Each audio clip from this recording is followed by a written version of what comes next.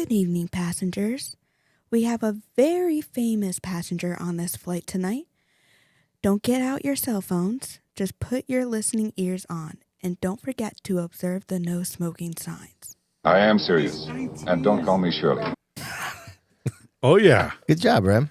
What Good job. movie is that? Airplane. Dude, I see clips of that. I'm like, this movie is so funny. Isn't that funny? Like when the eggs start coming out of her mouth and stuff. That was a great movie. That's a really random part to just point out. I don't know. I remember that as a kid. I never watched the movie it. cover where the plane is twisted All and twisted tied together? up. Yes. Yeah. That's it. That's What year did that come out? 1980. I was going to say 86, but 80? Oh. And then the Naked Gun was same guys. That was 87. Did you like Naked Gun? Yeah. I didn't really. Really?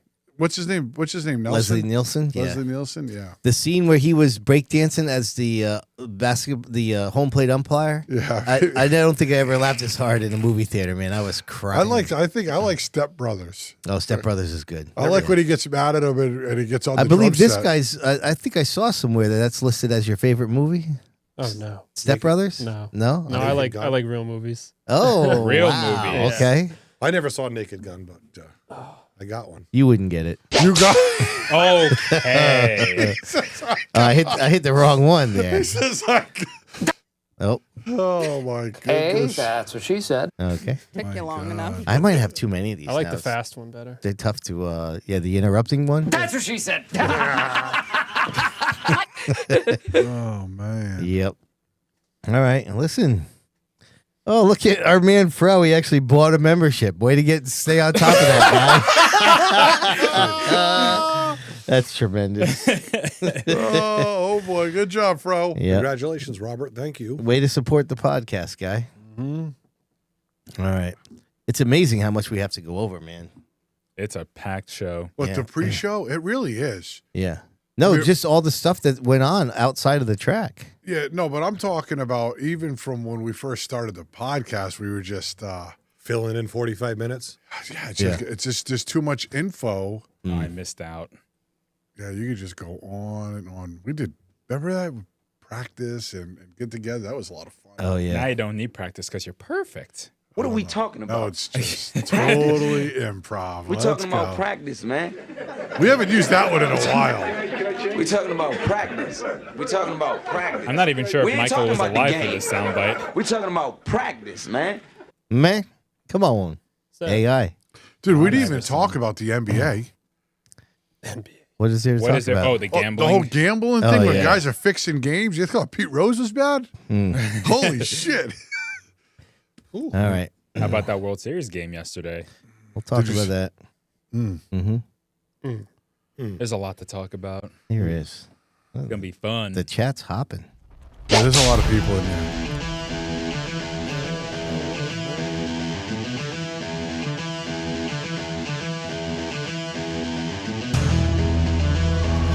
Well, let's start the insanity.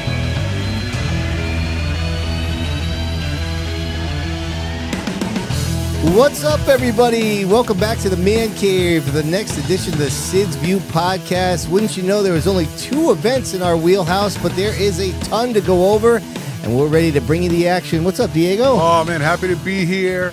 Great weekend at Seekonk. I'm looking forward to talking about it. All right, the Reminator here is on the controls, ready to roll. Am I going to be the one doing this? Well, I was going to have Kyle Ricky do it, but Diego said he didn't call me back, so he's out. Yo, yo, yo! It's a beautiful Tuesday. I'm here with my boys. Let's do this. All right, down in the bullpen on our man Fro. He's a little under the weather, so he made an adjustment.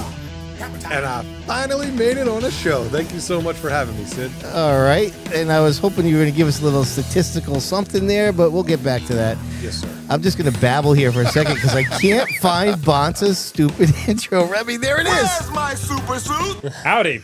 History at Historic Martinsville. The first Monaco Modified Champion is back on top, and there's a lot to talk about looking ahead to 2026 in the upcoming weekly update. All right, we'll get back to you in a little bit. I just proved my point that I may have too many sound bites. That's all right. We have fun with them. Listen, you want to join the party, you want to get in on that live chat, you're going to want to go to youtube.com/SidsView/join. Be like our man Fro and get yourself a podcast membership. Get into that chat and join the party.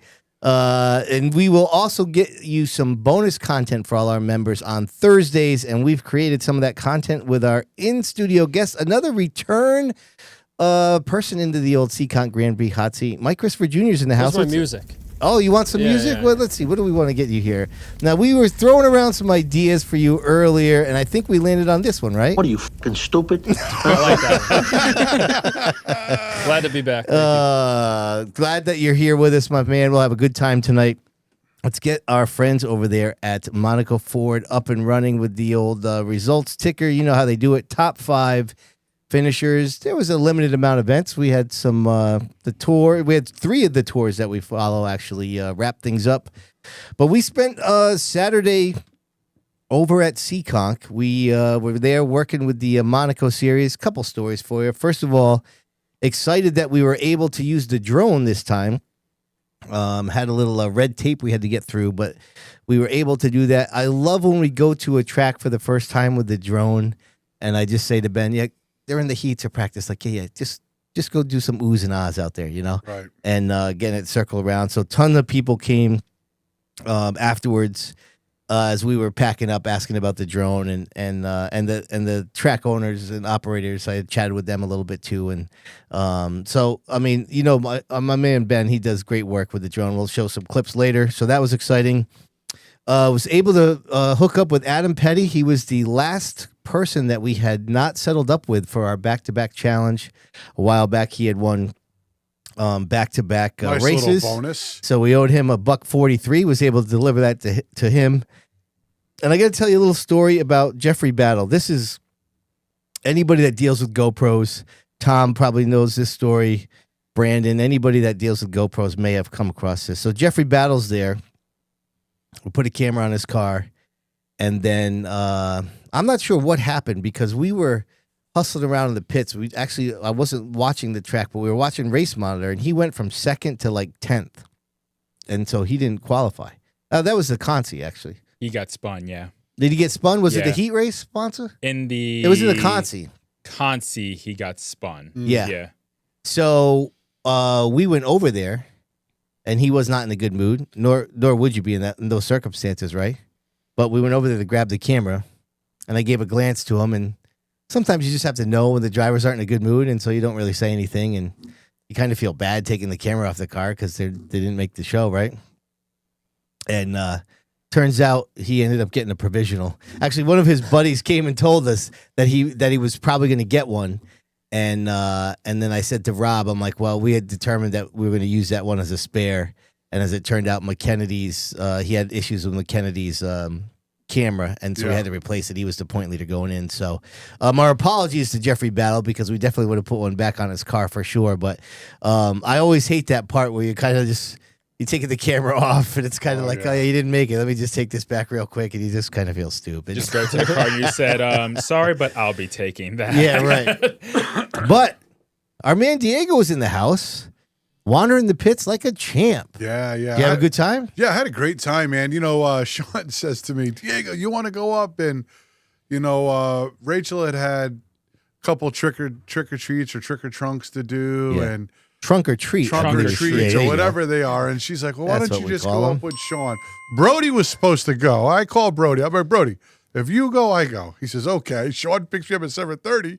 I said, where the hell's Brody? He's like, he's not there. So me and Sean went up. We had a good time, though. Yeah. We drove up. Me and Sean did a lot of chatting on the way up. Stuff we don't normally get to do and talk about. It's just me and him. And then obviously hung out with the crew. Yeah. And, you know, Renee and all those guys, they were just so welcoming.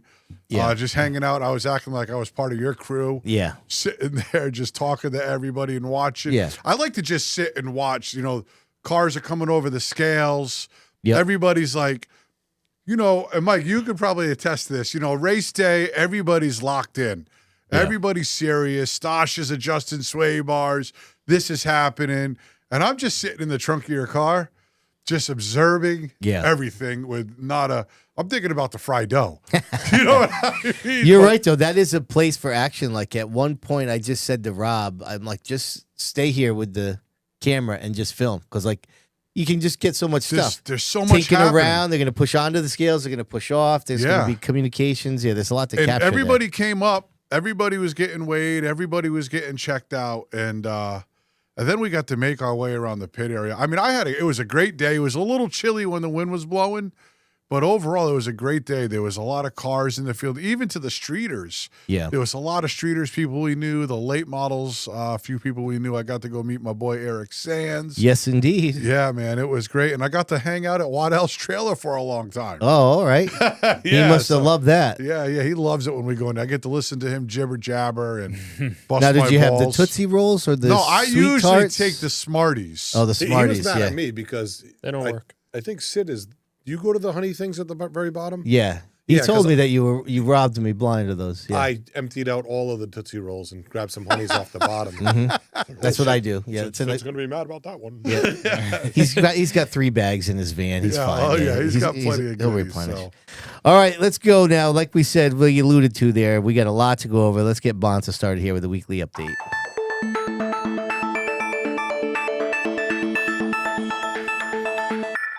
Sponsored by Fowler's Auto Wrecking, and we begin at the Martinsville Speedway last Thursday, where the NASCAR Modified Tour had their finale. Justin Bonsignor took down his second win of the year. Point leader Austin Beers finished second to clinch his first Modified Tour championship. It's the first series championship for Mike Murphy and his 64 team, which is based right down the road from here in Waterford, Connecticut. Beers eclipsed Ryan Preece as the youngest Modified Tour champion in series history. Yeah, really cool, man. I mean, obviously happy for Austin and just happy for that team. That's a Speedbowl based team, right? Mike Murphy showed up. They've been at it a minute, dude. Yeah. Never threw the towel in. No. Through all the hard luck they've had. Murph showed up probably about 27 or 8 years ago at the Speedbowl with a late model. It was out of date and drivers. Was it I really? think, That yeah, long ago? yeah, I think the late 90s. Unbelievable. Yep. I want to give a shout out to Murph myself personally. Yeah. Just because if you don't know behind the scenes, he's got to be one of the most genuinely beautiful people that you'll ever come across. Yeah, he's got a heart of gold, and a lot of people don't know when they're just down at the Waterford Speedbowl.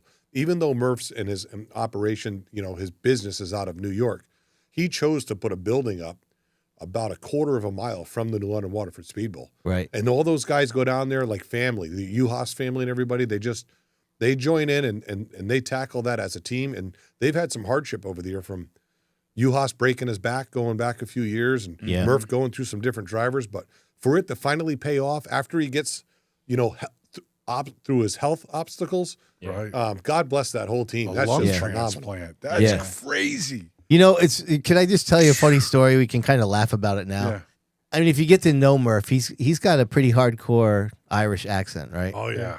And I chuckle enough because I know him well enough now. Because if I'm talking to him and he says something, I can just say, "Murph, I don't know what the hell you just said. Can you say that again?" But I lost my train of thought here now. That's a total brain fart. Yeah, that's great. Well, Yeah, that good one. Going Go back ahead. to the race itself, there was a point there where I was like, ooh, this could get a little interesting because at the beginning, the first half of the race, Justin was dominating. And Beers, he was running around 8th or 9th or something like that. Yeah. And he had to finish 8th or better, but it looked like he didn't really have that great of a car.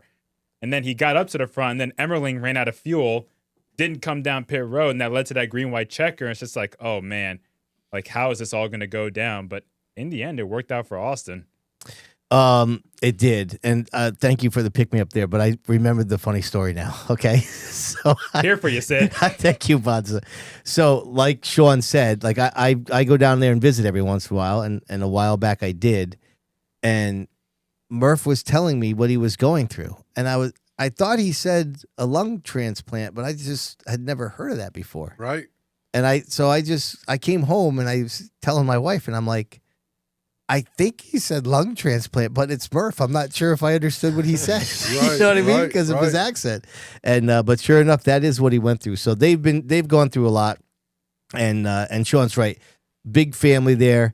And just a lot of the same guys that go back to when Ronnie was racing SKs at the bowl, you know. With the addition of Sly. Yeah, with Sly's With there now. Sly Yep. dropping in, and it just seems to, you know, Ronnie and them guys have always been hard workers. I mean, their SK program at the bowl was always really good. They used to always give Ted and Keith, all those guys, a run for their money in that green car, and they just took that to that level.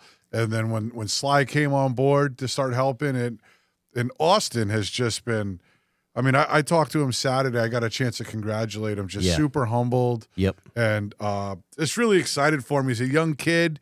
Yeah. You know, you don't even see him as that young because he's just been at it for so long. Seems long like, and being competitive. I mean, like, damn, he's that young. But yeah, I was trying to think about this with Sly. I mean, he won a championship with Stefanik in like the first year of the Pro Stocks at Riverside. Then he won 2 with Stefanik on the tour. Yeah. I'm pretty sure he won one with Kopech at Riverside Park. Yeah. Mm. And then he won another one with Stefanik in the Flamingo days. Then he won one with Ryan in the Flamingo car. Yeah. And now this one, however What's many the that is. pre-Flamingo? Is that like the X6 or something like that? Or No, so even before the X6, him and Sly were when it was really still the Casella 15, late 89, 91. Mm-hmm. Yep. And impressive. You know, going back to that race as I was watching it, I remember they interviewed Ryan Stone, and Ryan Stone was like, I just hope we go green. And I'm thinking to myself, why do you want it to go green? Because, you know, he's in 4th. Yeah. And you need, the only shot that they had of winning that championship was if Beers had an issue. And so like the yellow came out, I'm like, oh no.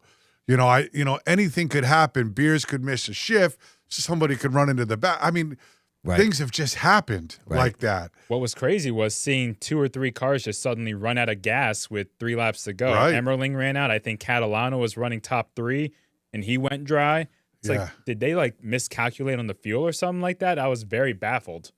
And you know what the other thing was? Justin Bonsignor handled it like a true champ. Not just Justin, but the entire team. It looked genuine, the happiness that they actually had for each other as the teams came over and congratulated and actually hugged it out. I thought that was pretty impressive. Yeah. Well, Justin went up to, oh, sorry, go ahead, Sean. No, I was just thinking about street stock days. I don't remember hugging Moose Stoughton after he just clobbered me to take away a championship, or Corey Hutchins.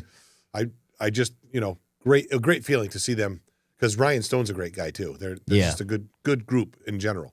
I know when Justin went up to congratulate Austin doesn't drink, so Justin's like, either you drink it or wear it, and Austin just said, dump it on me, and Justin did, which I thought was really cool, because they're good friends off the track. Well, Diego, you know, sometimes it's odd that we do this early in the show, but listen, we got to do what we got to do, right?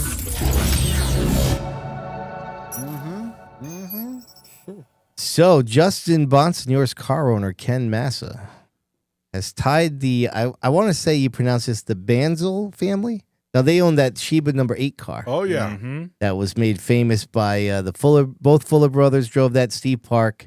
Anyways, Massa tied them for the most wins by a car owner in the era of the NASCAR Modified Tour. I think the number is 47.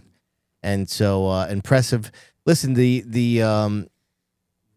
thing that Justin has with Ken Massa is pretty special. Mm-hmm. It's basically been together his whole tour career. I mean, you just don't really see that anymore. Right. And so congrats to those that have been on it a long time. 47, that's a lot of races. That's a really impressive mark. I think it's understated how hard it is to get that many wins as a car owner. Yeah. And stay that good for that long. So big thanks to Midstate Site Development for bringing this week's stat drop. Continue on, Bonsa. Thank you, Sid. We go to Saturday at Seekonk, where the Monaco Modified Tri-Track Series closed out their year with the Haunted 100 XL. Guess who won that race? The guy who's won the last couple Monaco Modified races at Seekonk. Big Money Matt Hirschman took down the win, started outside pole, and led every lap en route to victory. He won all 3 modified events at Seekonk this year, the 2 Monaco Modified races, as I tapped the mic, and the NASCAR Modified Tour race as well.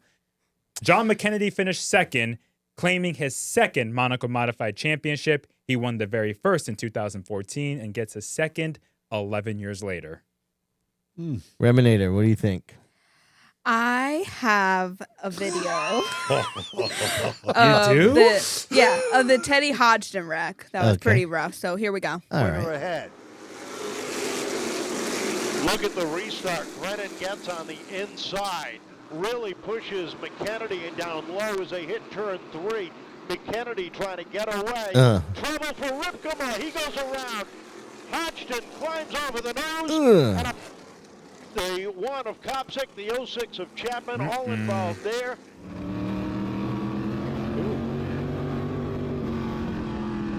Two cars going for the same spot. Yep. But Hodgson was there.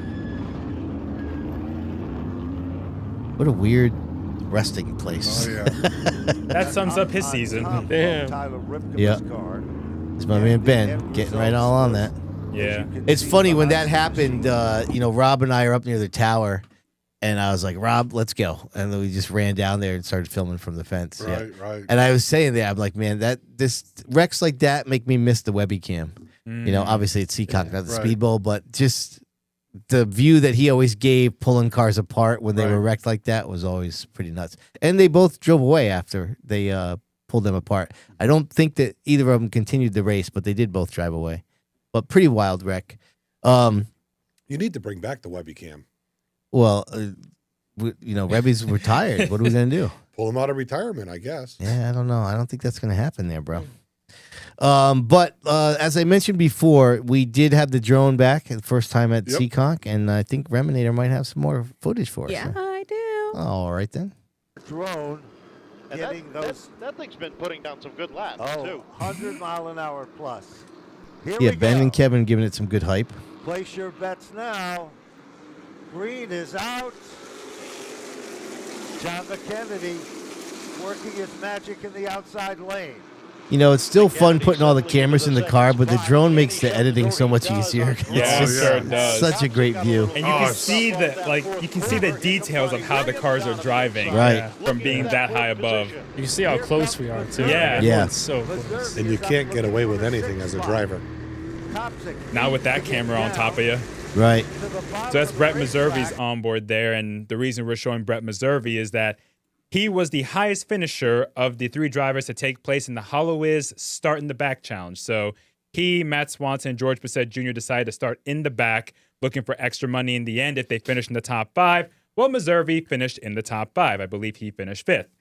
So in addition to that 5th place money, Meservy won $500 for taking the challenge, and then he won $5,500 for winning the challenge. Wow. That means his total earnings for that 5th place run, $9,300. What a payday. Right? That's a pretty good 5th place finish. Dude, I'm Payday. watching. I'm like, Swanson's in the back. I'm like, dude, I picked you. Yeah, that was great. Are we doing this? No. What a challenge, though. What a great. So it was Meservy, Swanson, and George Bissett Jr. were the 3 that took the challenge. Yeah. And Meservy, he pitted at one of the first cautions. It was either the first caution or second caution. It was really early in the race. Yeah. He pitted and took that change tire, and I thought that is a really smart strat because you're starting in the back. Yeah. So might as well get that change tire out of the way because everybody else is going to be pitting for the most part except for maybe 3 or 4 cars. You get that track position, and Meservy's good at those type of racetracks, that 3rd mile, quarter mile, bull ring type facility. So they really played a smart race during that entire feature. It's funny. The 2 races at Seaconk, they bumped up to 125, and I think part of that decision was to try to mix in some tire strategy into the equation. But both races, I believe it was Hirschman and McKennedy won 2. Neither of them took a tire. Mm-hmm. Shane Grennan finished 3rd. He didn't take a tire. I forget who finished 3rd in the earlier race, but I don't know. I don't know if you want to say it's backfiring, but yeah, more people are pitting, but it's not the front 2 or 3 pitting, and it's not altering the race maybe as you would hope. It's not causing varying results. I think Meservy's team, they need a special shout out because they are against some of the best teams. They are real competitive, and it's kind of like your team, like how like you just got a bunch of fun people together. And I know we've talked about Shelly doing tires and Norm's building the motors and switching motors back and forth, and it's a really family-run team. Yeah. Compared to some of the big powerhouse teams that are in there, those guys just show up every race they go to. whether it's the MRS or the Tri-Track, they run really well. Yeah, no, they got a good team, man. And what about for the sure. kid that finished third? Yeah, Shane Grennan. Who needs chrome rims when you got white ones? Chase, right? those- Chase, yeah. Those rims on that car are pretty nice. Oh, too. the white ones? The white I like ones? those. Yeah. I do Something like those. tells me those are kind of like OG. Oh, yeah. Oh, gee. But Chase, Yeah. you know, I seen the car in the heat race run. I don't know him, so I'm not familiar with him at all. But we were sitting in the stands watching. I'm like, the dude was solid. I mean, getting off the corner really good. Like the car, you could tell was in the track. And Junior, you were saying before before we went live that you were familiar with him. You've heard of him before? Yeah, they're from Riverhead. They race, the modifieds down there weekly. I ran Riverhead a few times a few years back, and got close with them. Amanda knows the family from years of go-kart racing, so okay. That's kind of the connection there too. But just a great family in general, really just good people. But they're obviously pretty good at what they do too on the racetrack. For sure, man. I mean, never been to that track before. Bro, listen, listen to this. The car, I thought, looked really good. Yeah. Right? And it just had so I had to go over and check it out. It had the old school TV panel on the back of it. And so then I'm like walking around looking at the hood, and it's like custom made. You could see rivets where they make all their own stuff. Very impressive. And the kid was like, not only is he a shoe, but super humbled in his interview. Like he was just, you could tell, like he's like, those are my heroes, and I've watched those guys, and just to be there and to be disciplined enough not to burn the tires off racing with McKennedy, and then Meserve was pressing him hard at the end to keep the tire under him for 125 laps and maintain, just goes to show how good he is and how good the car was prepped. So those guys deserve a real special shout out. Yeah, for sure. He impressed a lot of people. Yeah. And hopefully he'll be around more often in this region next year, because after that run, I'm thinking, maybe he'll make things a little fun as well if he comes back next year. It's great when you see guys like that show up that, like, I know Mike knows him, but I didn't know who he was. I didn't either. Yeah, I didn't. And so the car was the first thing that drew me. I'm like, man, if that ain't a throwback looking modified. And I went up and asked her, I'm like, what exactly, is this a Troyer? They're like, yeah, it's like a 2016 or something. It was not a newer Troyer, but it was something that they had. And all right, let me just give a little the live chat. You know, they keep us in check here, the live chat. So Danny Price, who's on the 64 team, said Sly, if you hadn't connected the dots, Sly was the crew chief for both Austin and Priest, the last two youngest modified tour drivers. Emma's chimed in to say that Teddy finished the race, so my bad. He did get back out there. Might be, yes, as Reminator would say. And our man Fenceline is telling us that Grennan won the Islip 300 last year. So he's no stranger to victory lane, that's for sure. Yep. I forgot about that. All right. Stay on that, you Bonssa. should know that stuff, Seriously, Bonds. Bonssa. Come on now. Okay, anyways, we're moving on. What are you, fucking stupid? Huh? Thank you. Okay, go. You're just glad it wasn't towards you this time. Uh-huh. Let's go to the American Canadian Tour, where they had their season finale, and Eric Sands took the win in a race that went green to checker, and I think went less than half an hour at that. He passed William LaRue for the lead on lap 61, never looked back. Raphael Lessard clinched the championship with an 11th place finish. He's the first Canadian racer to win an ACT title since 2008. So, you know, as a video guy, I don't mind a caution or two, a wild wreck. It's always good view counts. But there's no denying that this ACT series is just amazing. They outright got their shit together. The quality of their product is so good. And it wasn't like they were all single file. Like 23 minutes, too, I think it was. But, I mean, cars are passing. Emma says to me, Dad, they need me out there for like a spin or something. No way. Oh, Emma's great. We were watching the race together, and it was just so impressive how many laps. I mean, Emma's like, Dad, I don't know if this race is a little boring. And I'm thinking there is like, they're shuffling around. They're catching leaders. The guys are, good cars are trying not to go down a lap. Right? I mean, they're battling their life away, and I thought it was a good race. I mean, Gabe Brown and Lessard couldn't go anywhere. Yeah, they were the top two in the championship. You almost couldn't take your eye off of the race for too much time because you'd lose track of what was going on. And, you know, watching the first top three, or you know, when Eric took the lead away, and you started watching him strategically pick off the lap cars, and the 45 just trying to stay with him. Yep. I mean, the only bad part about that race was for those guys who started 10th, 12th, 15th, whatever. They just never had an opportunity to really get. It was actually more of, hey, can I stay on the lead lap by the time that was Right. done. Right. Yeah. But it was for being all green. There was plenty of action. I thought so too. And my man Sands took down the win. Yeah, nobody back cares. to back. You know, they all care. I think the last 2 ACT races combined had 1 yellow. Yeah, I think that's pretty impressive. That's unbelievable to me. 225 laps. Happily don't mess around. We got 9 cars at the Speedbowl. We got 10 cautions. It's unbelievable how that many cars can run on such a small bull ring, and they have that much respect for each other. Right. Or forced respect. Or forced, whatever it is. Sure. Tapley.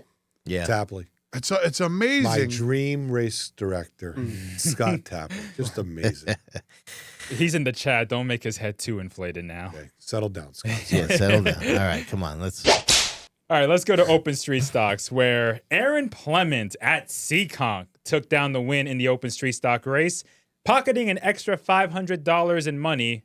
That's redundant. Pocketing an extra $500 courtesy of the Monaco Ford back-to-back Street Stock Challenge.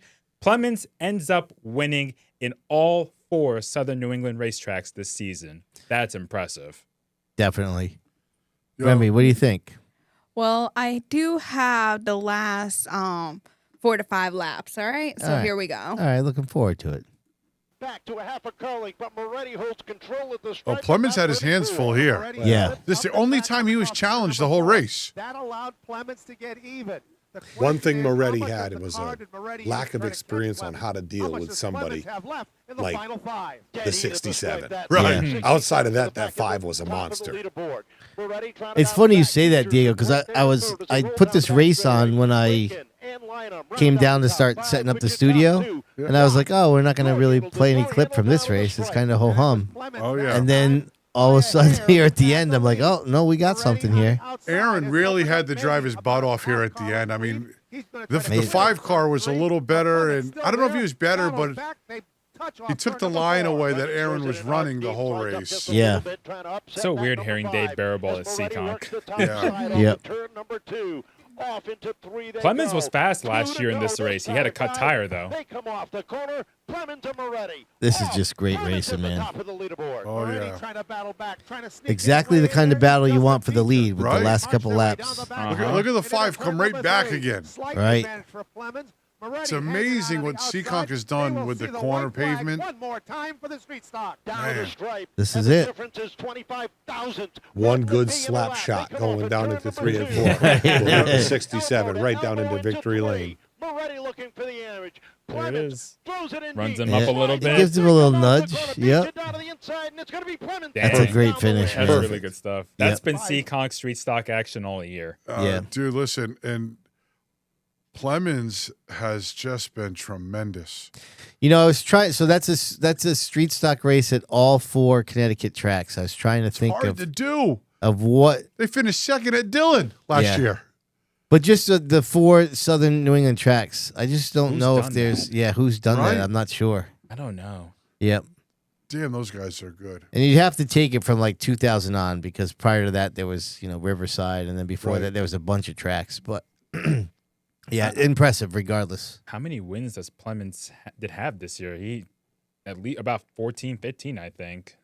I think more than that. It's a Was it great more? year. What? How many do you have at Stafford? 6. Yeah, I thought 6. And what at the Bowl? 7. Probably 7. 7. So and then 1 at Thompson, 1 at Seekonk. So 15. 15. Okay, yeah, you're Yeah, in the 15. ballpark. Yep. Man. Still a great year. Yep. Stout. Yep. All right, let's go to Vegas, because this is a bizarre Oh, dude. Oh, situation. yeah, what the hell happened? Yeah. I'm about to tell you. Let's go. Listen nicely. Nicely. Okay. We had the INEX Nationals, the national championship for the legend cars, and Seekonk Speedway's Jacob Rowdy Burns was competing, looking for his 2nd national title. According to Nick Lascola on Facebook, another guy you see at Seekonk, Burns drove from 22nd to 5th before getting caught up in a wreck. In that wreck, Burns' receiver flew off the car. It's happened before. But he was able to continue and finish 12th.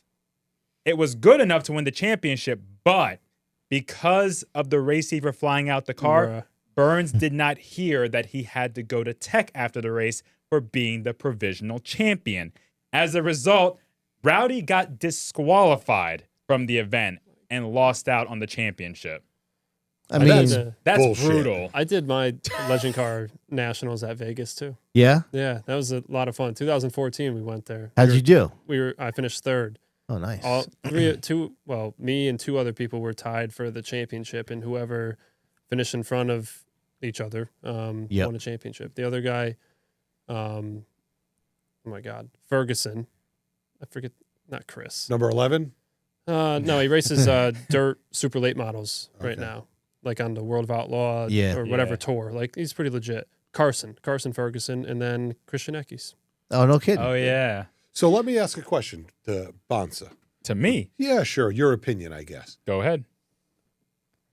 It's not the track's responsibility, but if these guys are putting all their effort in all year long and traveling to a place like Vegas, is there not an official available to run over to that car and be like, yo, you got to get the Tech? That was my first like, thought. Why does it have to be like you're pulling a permit in the town of Waterford and they have to tell you on the 29th day that you're not within code? I just don't get it. Authority. That's what I think they have the authority, and to throw my your way whole or no season way. out. Yeah, you're done. We got there. They literally told us to go home for two reasons. Well, they didn't like us to start because we ran an open engine over the Inex. Bought 1250. We ran a Hank Scott 1200. So they didn't like us to start. They said my suit wasn't in their date code or whatever the hell. It raced at the Rolex 24 hours. It was Ted's suit. And then right after practice or something like that, they were like, yeah, you have 1200 heads on a 1250 engine or something like that, blah, blah, blah. Like, they tried to throw us out 3,000 miles away from home before we even go racing. This is the 1300. Yeah, it's a 1350. Get it right. But my first thought when I saw the story is thinking, okay, he didn't have his receiver on. Even if he didn't come to Tech, wouldn't somebody logically just go down there and be like, hey, you need to come to Tech? And they'd be like, oh, we didn't know my receiver was ripped out or whatever. Right. I just think that's handled horribly. Devil's advocate should pay attention at the driver's meeting, and I think you're responsible for your safety gear. It'd be like if his helmet flew off or something like that. Right. Yeah. Who listens at driver's meetings? I was just saying. Yeah, I do. I just think it's a national championship. Yeah, it's in Vegas. I don't agree with it, but I don't know. Right. I mean, that's their out. That's their reason. Could you imagine for the guy that finished second, and they said, "Oh, you let him go back to his pit," and they changed something, right? Because you could hear that bitch too, right? Yeah. No, you're right. Yep. Yeah, right. You can hear that bitch. Wasn't there more than that though? Wasn't it just more than just Burns? Wasn't there like multiple people? There was a lot of controversy because somebody got DQ'd from the race and they didn't account that in the results because the championship wasn't a tie. In the end, I think the championship wasn't a tie between two drivers, but there was controversy over the car getting DQ'd. That would have affected the results, giving a different driver the championship. It's a load of. It was a mess. Yeah, it was It sucks when you travel that far Seriously. and have all that kind of stuff going on, but it's tough when you go travel, 6 minutes from home and you lose the race on the final lap because the flag man thinks that you finished second instead of first. It happens all over the place. okay. Sure. You're channeling some. God, he's like my father. That's some stuff my dad would do. Carrying on. It's like it runs in the family. Yeah. Let's move on to some 2026 schedules, shall we? Okay. Let's start with NASCAR Regional releasing the modified tour schedule for 2026. They released it on Thursday. Some of the highlights include a return to Stafford Speedway, Oxford Plains Speedway, and Claremont Motorsports Park. There's also a second event at Seekonk slated around the time when Open Wheel Wednesday, or in this year's case, Midweek Madness, normally takes place. The schedule also removed events at Lancaster, North Wilkesboro, Richmond, and lost a date at Monadnock. As a result, the Thompson World Series will host the finale once again. Oh, nice. You like that? Yeah, I mean, at Martinsville, there's 23 fans in the stands, and you celebrate a championship. Yeah. No, That's a great point. Oh, Right. that is a really good point. Yeah. Yeah, so I mean, that's like historic. Like you get out on the front stretch at. If I won it, I wouldn't go on the racetrack and get out like they do now. I'd wheel that thing around to the old victory lane. Yeah, the old victory lane, and get out like. All right, that's awesome. That is a great place, though. That old victory lane. Oh, it's the best. It's too bad. I like Stafford's old victory lane. I don't know if those guys are listening, but I don't like getting out on the front stretch. Yeah, it's definitely different for sure. I mean, I don't. I like that. I like it. I liked it to going back to Stafford for sure. That's big. Yeah, that is big. Claremont, I was not expecting that one. Going back to Claremont Motorsports Park, it's been a while since they've gone there. I think. No Richmond. No Richmond, no Martin, or not Martinsville, no North Wilkesboro. So you lose those big shows. I think a benefit, though, is that most of the races are up in the New England Northeast region. So traveling-wise, I think it's a win for the teams because they don't have to go down south as much as they did this year, where you had, 4 or 5 races south of the Mason-Dixon line. Right. That New Smyrna race is a points race, though? Or Yes. Oh, yeah. No, it is. It's the season opener, Yeah, that's a tough one if you're kind of thinking you're on a budget. Yeah. Right? You know, right. No, you're right. You basically have to decide sometime like now whether you're going to run for the. Right. If you're kind of thinking you're on a budget, that's not the race. Right. And then 30 of them show up. So. Right. Yes. Yeah. So Claremont, this would be the 4th time that they've gone there. They were actually on the original schedule in 1985. The 10th race ever was at Claremont for the tour. They went back in 2007, and then they went back in 2022. So it's only been a couple of years. But they did go. This will only be the 4th time they're going to Claremont. Nice to see him back at Stafford. Yeah, that's huge. And that was rumored for a while. But the NASCAR Modified Tour, it's tough to have the Modified Tour not go to Stafford. Right. It's like a piece is missing. I mean, it's been part of Stafford for almost the entirety of the Modified Tour's history, except for a couple seasons. Yeah. So it's good that they're going back to Stafford, I think. At the time seems right to do it. Yeah. What is it? The fall final? No, it's August. It's an August event. Yeah, it's an August race. The fall. Well, we'll talk about Stafford's schedule in a moment, but yeah, the Modified Tour at Stafford is an August event. What? I don't know. It's like a crown jewel racetrack. You're coming back, and it should be either the Sizzler or the fall final. Let's have a look here. Friday, August 28th. So it's a night race. Yes, it'll be a night race. Mm-hmm. No heats for the SKs, more than likely. Be a good night for you. Last time, you remember that night you had the double night? That was a great that was night. good. Yeah. Oh, yeah, man. All right, let's go to Stafford Speedway because on Friday, they released their 2026 schedule for their oval track events. It begins with opening day along with the 54th Spring Sizzler. In addition to the NASCAR Modified Tour returning, other revisions include the Napa SK 5K being 100 laps again. Yeah, I like that with the 5K being 100 laps for sure. Monaco's going to be there twice. The tour's back. I mean, Stafford's got, they got a good schedule. What are you looking at there, Junior? I'm right the there. double down? Oh, May your picture. Your picture. The old behind. digital. Oh, yeah. June 5th. That's my dad and Teddy's birthday. It is. And that's around the time you got your first SK win at Stafford. Oh, yeah. Oh, and that's the SK80s that night, the Casella 80, huh? Which you won this past season. I saw that I won the last 3 championship nights, too, with 0 championships. That is true. All right, then. So, the Spring Sizzler is an open modified race, and then the fall final is a Monaco modified race, along with the Modified Masters. So, not a whole ton of changes for Stafford's schedule, which you don't really need any changes. Their schedule is pretty solid. All right. More news for 2026. On Friday, ACT and PASS officials who operate Thompson Speedway's oval track program announced that the Clash format from the World Series, which allowed both the SKs and the 604 Modifieds to race together, will become the new rulebook for the Sunoco Modifieds next season. 9-race schedule next year. The division will be $3,000 to win, $400 to start. They also announced the SK Light division will now pay $700 to win and $150 to start. Expect the 2026 schedule to be released in the coming weeks. I mean, what are we doing? What does it do for you? Would you Nothing. go there now? I'm not showing it. No. No? Like, even with it's the SKs not an and SK 604s? modified. Like the rules that they have, or Brian can explain it better, but like it's not an SK. You have to subdue your SK to keep up with the other ones. I don't know. It's like I love what they're doing with the money, and that would draw people. But Yeah. I just want to show up with my SK modified and race Right. SKs. Are they choking down the power in a way to keep up with the 604? Honestly, I don't even know. I think it's something to do with gear. Yeah. Something to do with a chip. I don't care enough to know what it is, because unless they say SK modified rulebook, then I'll listen. Right. Yeah. I wonder how many SK teams will race in that. And for guys like Todd Owen, do they bring the 604? Do they bring the The SK? 604s dominated that race last year, right? Yeah. Rocco and Owen. Or last month. Yeah. Yeah, last month. In that race, the 604s were the dominant car. Right.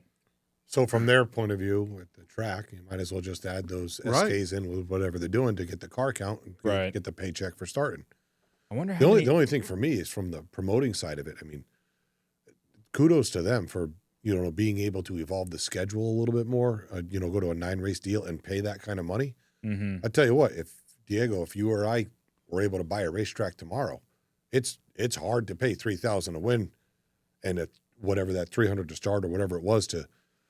Yeah, it's $400 to start. Yeah, $400 to start. You sometimes you look at if the weather's iffy and you look at the stands, how many people are here, right? How many people come in with each car, right? Does it offset the amount of money that it takes to do that? I mean, I don't think these guys are really in it to see a profit margin. They're just trying to keep a racetrack alive. Yeah, and that shows by that. So on the flip side of what Mike's saying, because he's a modified racer with an SK, he wants to race an SK there.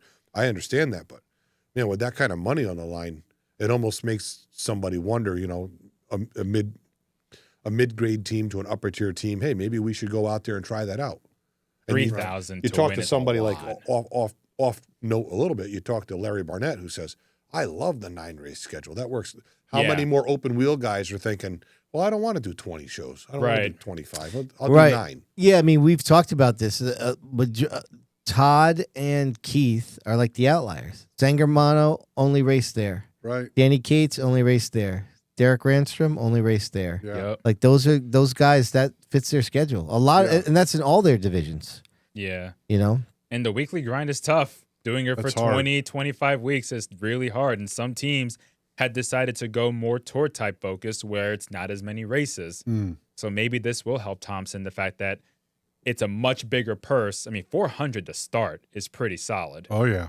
So we'll see how many they get. But I think in terms of attracting cars, they might be onto something there. Even the SK Light, $700 to win. Well, SK Light $700 to win. I think Waterford's been $750 all year, right? All year. So that's the problem is they've done a good job of promoting it, like Thompson. Hey, come and race with us at $700 to win. They don't have enough of a car count at Waterford in the SK Lights. Why aren't they like preaching to everybody? Hey, it's $750 to win at Waterford. Right. Like that's. I didn't know for a long time that's how much it paid to win. But you should know. Everybody should know. Yeah. That could be like a bi-weekly post on Facebook. Right. Hey, did you know it's $750 to win a SK Light? Oh, it is. Let's go race there. We'll try that. I think it's worth promoting that. Well, for the Clash, for Thompson, is it going to be 30 laps or 50 laps? Either way, 50 for 3,000 is good money. But imagine if it was 30 laps for 3,000. That'd be insane. Yeah. In a good way. But time will tell on that. The OGs went 25 for 21. That's true. Hey, any thoughts, by the way? Granite State back at the. Listen, I know we didn't touch that. Yeah. I think that's awesome. Yeah. I'd love to see those cars on the track. It's been a lot of years, almost before my time, when I used to go there and watch those. I mean, I'm excited. I know Brody's going to be pumped to watch those cars, flames shooting out of the exhaust coming into the corner. Casagrande's back at his home track. Yeah, Corey. Yeah. I said, Brody, hey, keep your eye out. Maybe we can find one of those cars. Right. Well, I'm wondering how many cars they're going to bring. When they raced in 21, I believe it was, they had about 20 or so, which was a decent-sized field. So I'm curious how many will come because it seemed like Granite State this year had a fairly decent car count. Yeah. Well, let's see, like Stafford, they tried the ACT thing a couple of years ago, and it was a small debacle. It was a lot of wrecks. But they had a lot of cars. A lot of cars, but I don't think it went according to plan. So Right. Dave will tell you next week, and they're always evolving their schedule and trying new things. And so they took a year off from that, and then they brought in the Granite Series, or I think it's going to be a great addition to them. All right. Now let's go up to Maine at the former Speedway 95, where on Friday the track was recently bought by Maine native and former NASCAR Cup competitor Ricky Craven, who announced on Friday that the track will be renamed Speedway, presented by Bar Harbor Bank and Trust. Say that 10 times fast. The new title sponsor signed a 10-year agreement to help revitalize the racetrack in Herman, Maine. Who are these guys? So Bar Harbor, They're everywhere. they They're sponsor everywhere. Hirschman, don't they? Yeah. Yeah, and Gabe Brown or lot the of DJ? people. DJ Shaw. DJ Shaw. DJ Shaw, yeah. So, I mean, that's great to have a title sponsor to your track, sign a 10-year deal. Obviously, Ricky Craven gives great name brand recognition, right? Yep. But that's not a good name for a track. Just Speedway. Speedway presented by Bar Harbor Bank and Trust? Mm. That's not any good.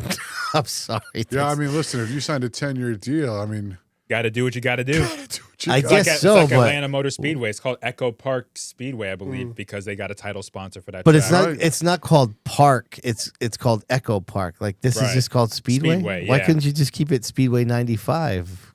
yeah. Present. You know, I don't know. I guess What- in the grand scheme of things, it's not big deal. But when I first read that, that was my first takeaway. Like, wow, that's a bad name. hey, you're going to Speedway? Yeah, Which yeah, one? Right. Obviously, Ricky Craven's making Maybe a big impact up there. Maybe Yeah. it could Yes. have been just like a little script above the word Speedway, like Ricky Craven's Yeah. Speedway. Yeah. Like Jack Aroots, Stafford Speedway You know, back in the day. whoever races that division weekly up there, and I don't know much about it, man, they are ecstatic right now. Oh, yeah. That's their home track. 100%. Yep. You know, Ricky Craven comes in there, then he brings, like Mike said, who the hell is Bar Harbor? Where did they come from? Yeah. And they're just all over the place right Yep. now. They and are. putting their name out there. I mean, now a 10-year deal. Yeah, that's big. That's huge. Hey, sometimes sponsors just come in like that, though, and go all in. It happens a lot in racing. Yeah. Well, we're seeing that with USNE Power. I Yeah. mean, David Miller's doing a lot now, And we'll right? talk about him in a moment. Oh, Yeah. okay. Let's go to Seekonk Speedway again, because on Saturday morning, the Monaco Modified Tri-Track Series released their 2026 schedule. Highlights include a second event at the New London Waterford Oh, Speedbowl hell yeah. and the removal of both Thunder Road Speedbowl and White Mountain Motorsports Park from their schedule. And there it is right there. So, I mean, listen, Thunder Road and White Mountain, beautiful racetracks. I was grateful that I hooked up with the Monaco series and was able to go to both those tracks twice these last 2 years. But the travel to those tracks is brutal. And, you know, somebody like Tapley will say, you know, I do that all the time, and I Right. get it, but he's kind of a one of Yeah. one in that situation. There's only one Tapley. Yeah. So, and I think that was mutual. You know, they just weren't getting cars up there. You're right. And so I don't think that the tracks were super thrilled to have them if they're only bringing a limited amount. Yeah. And the series probably didn't want to go back there if they're not bringing, you know, their full contingent of racers there. So I definitely like this one. Star would be the farthest away. I think it's a At great least schedule. from here. The only issue is now the Speedbowl date, September 5th. Now, despite the how that really interferes with the annual cornhole tournament situation, Right. deal with that separately. But it conflicts with Oswego I'm not going to that with the anymore. tour, with the cornhole tournament. Yep. Well, it's an invitational, and you probably wouldn't get invited That's great. anyways. 'Cause I don't want to come. Well, I heard you got in a lot of trouble last time. Listen, the thing that I've noticed, and I talk to Willie or Daryl a lot from the MRS. You know, Yeah. it's hard to race mods up north. You know, it's hard to get cars to come out. You know, when they're down here at Stafford, Waterford, Thompson. they just come out and they Yeah. race. You know, when they're up at Star, Claremont, man, you're hoping for 15 cars. Yeah. Right. You know, it's just what it is up there. Guys that have Late cars. model country up there. Yeah, they're not showing up with their cars. A lot of those guys, like I think the guy's name was like Byrne in the 6, and the kid in the 43, Sean, that bought your car. I forgot his name. Me too. Yeah, but there's a bunch of those Nice, guys. nice family though. Yeah, there's a bunch of those cars sitting around up there. Like Pat Note's not doing it anymore. Right. You know, a lot of those guys aren't doing it. That's Fendered area. yeah. I That's mean, what I'm really, saying, if you're right. going to break down New England, that's Yeah. You go up there, you're hanging Late out model with Fenders. country. Yeah, This is modified country. Up there's late Yeah. model country. and I'm just so ecstatic to have that second race at the Bowl because no matter what's going on at that 3rd mile, when the Monacos are in the pit area, that place is fun to be at. Oh, there's no a doubt. lot of action happening in the pits, and there's great racing. I mean, but the problem is it's conflicting with Oswego. And I mean, there was already a couple drivers told me they're going to Oswego. Really? So Depends on where they're at in points too. Probably they might change their mind. I mean, that To a could be, degree. but it could be. mean, how But many of those it's guys probably switched, also sponsor driven too. Yeah. Well, there's Austin Beers, Beers. there's Hirschman, there's Kopsick. Mm-hmm. Copsick will go to Oswego. Well, they He run did the tour. tour full Yeah. time this year. Yeah. How about Christopher? If he's not in a truck, is he going to be at the Speedbowl?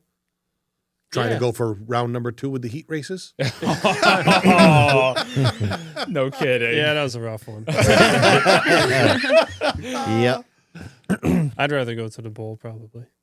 Yeah. I think There's it's a- nothing like the bowl. Right? Yeah. There's There's nothing like the Bowl, man. I miss seeing you show up at the 82. You and your dad. Yeah, we did Oh, 2 yeah. full seasons. Oh, it was Yeah. so great. You guys just rolled in the pits Right. in your SK. Oh, it used to be great. Never It was- won. it I was- never won with That's this. I know. crazy. It almost makes you want All- to go back and try it again. Yeah, I do. All your wins at the Bowl are in one season with that legend car. That's it. Yeah, it's amazing. You've never won an SK race there? No. He's come close Right? multiple times. Well, let's Multiple face times. it, Weird. the Speedbowl's not easy. Yeah, it's Yeah. not easy. Bonsa, before we go any further here, let's our friends there at JDL Motorsports, they want to give us the last look-see at the points here. We got that's the final with the Tour. Austin Beers 8 over Justin in the final tally. Our man Lutz came in 3rd, Hirschman and Emmerling. And then McKennedy ended up, Williams and Pastriak were both running solid, started solid, and both got spun there late in the race. So John ended up winning by a 38-point margin. Kopsick and Jake Johnson, who missed 3 races, including this last one, finished 5th. And the other one is the Actor down there in the bottom left with Raphael Lassard clinching it.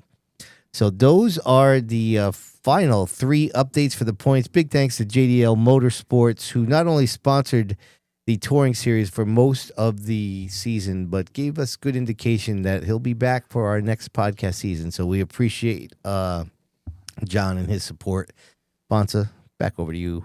Thank you. Well, we just talked about USNE Power. Well, at Seekonk, David Miller Jr., the founder of the company, announced the creation of USNE Power Motorsports.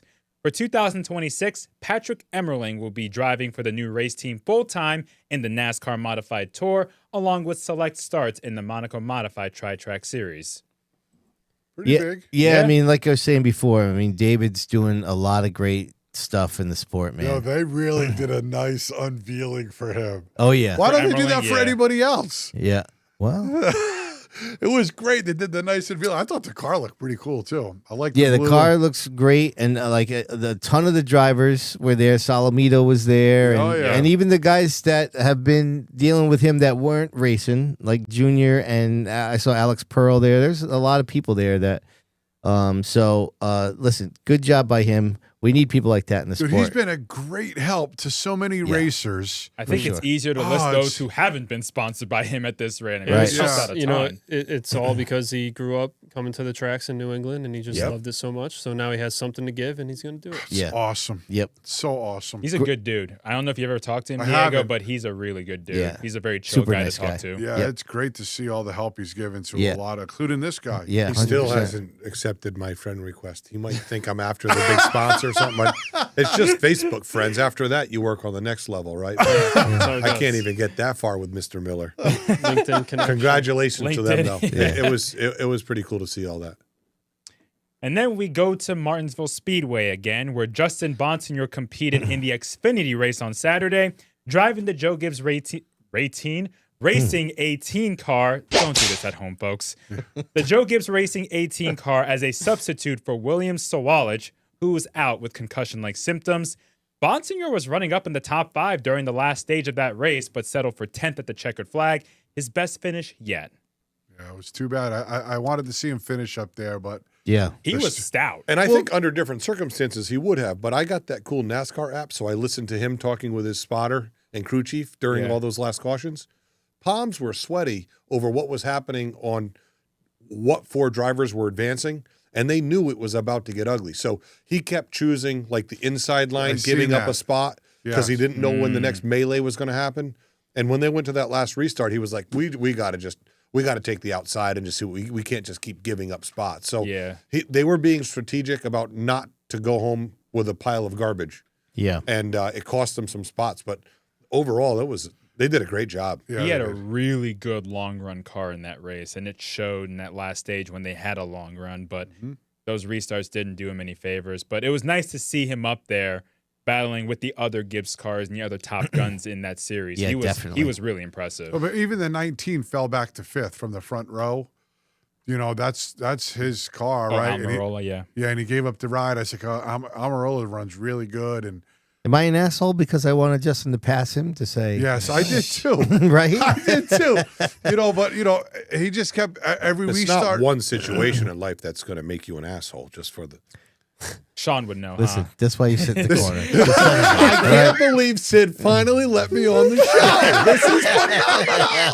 This is Oh my God. Hey, listen, our good friend there, Renee from the Monaco series, she's channeling her inner Scott Tapley to let me know that it was Austin that finished 5th in the points, not Jake. So thanks for pointing out that error, Renee. Appreciate you. Okay.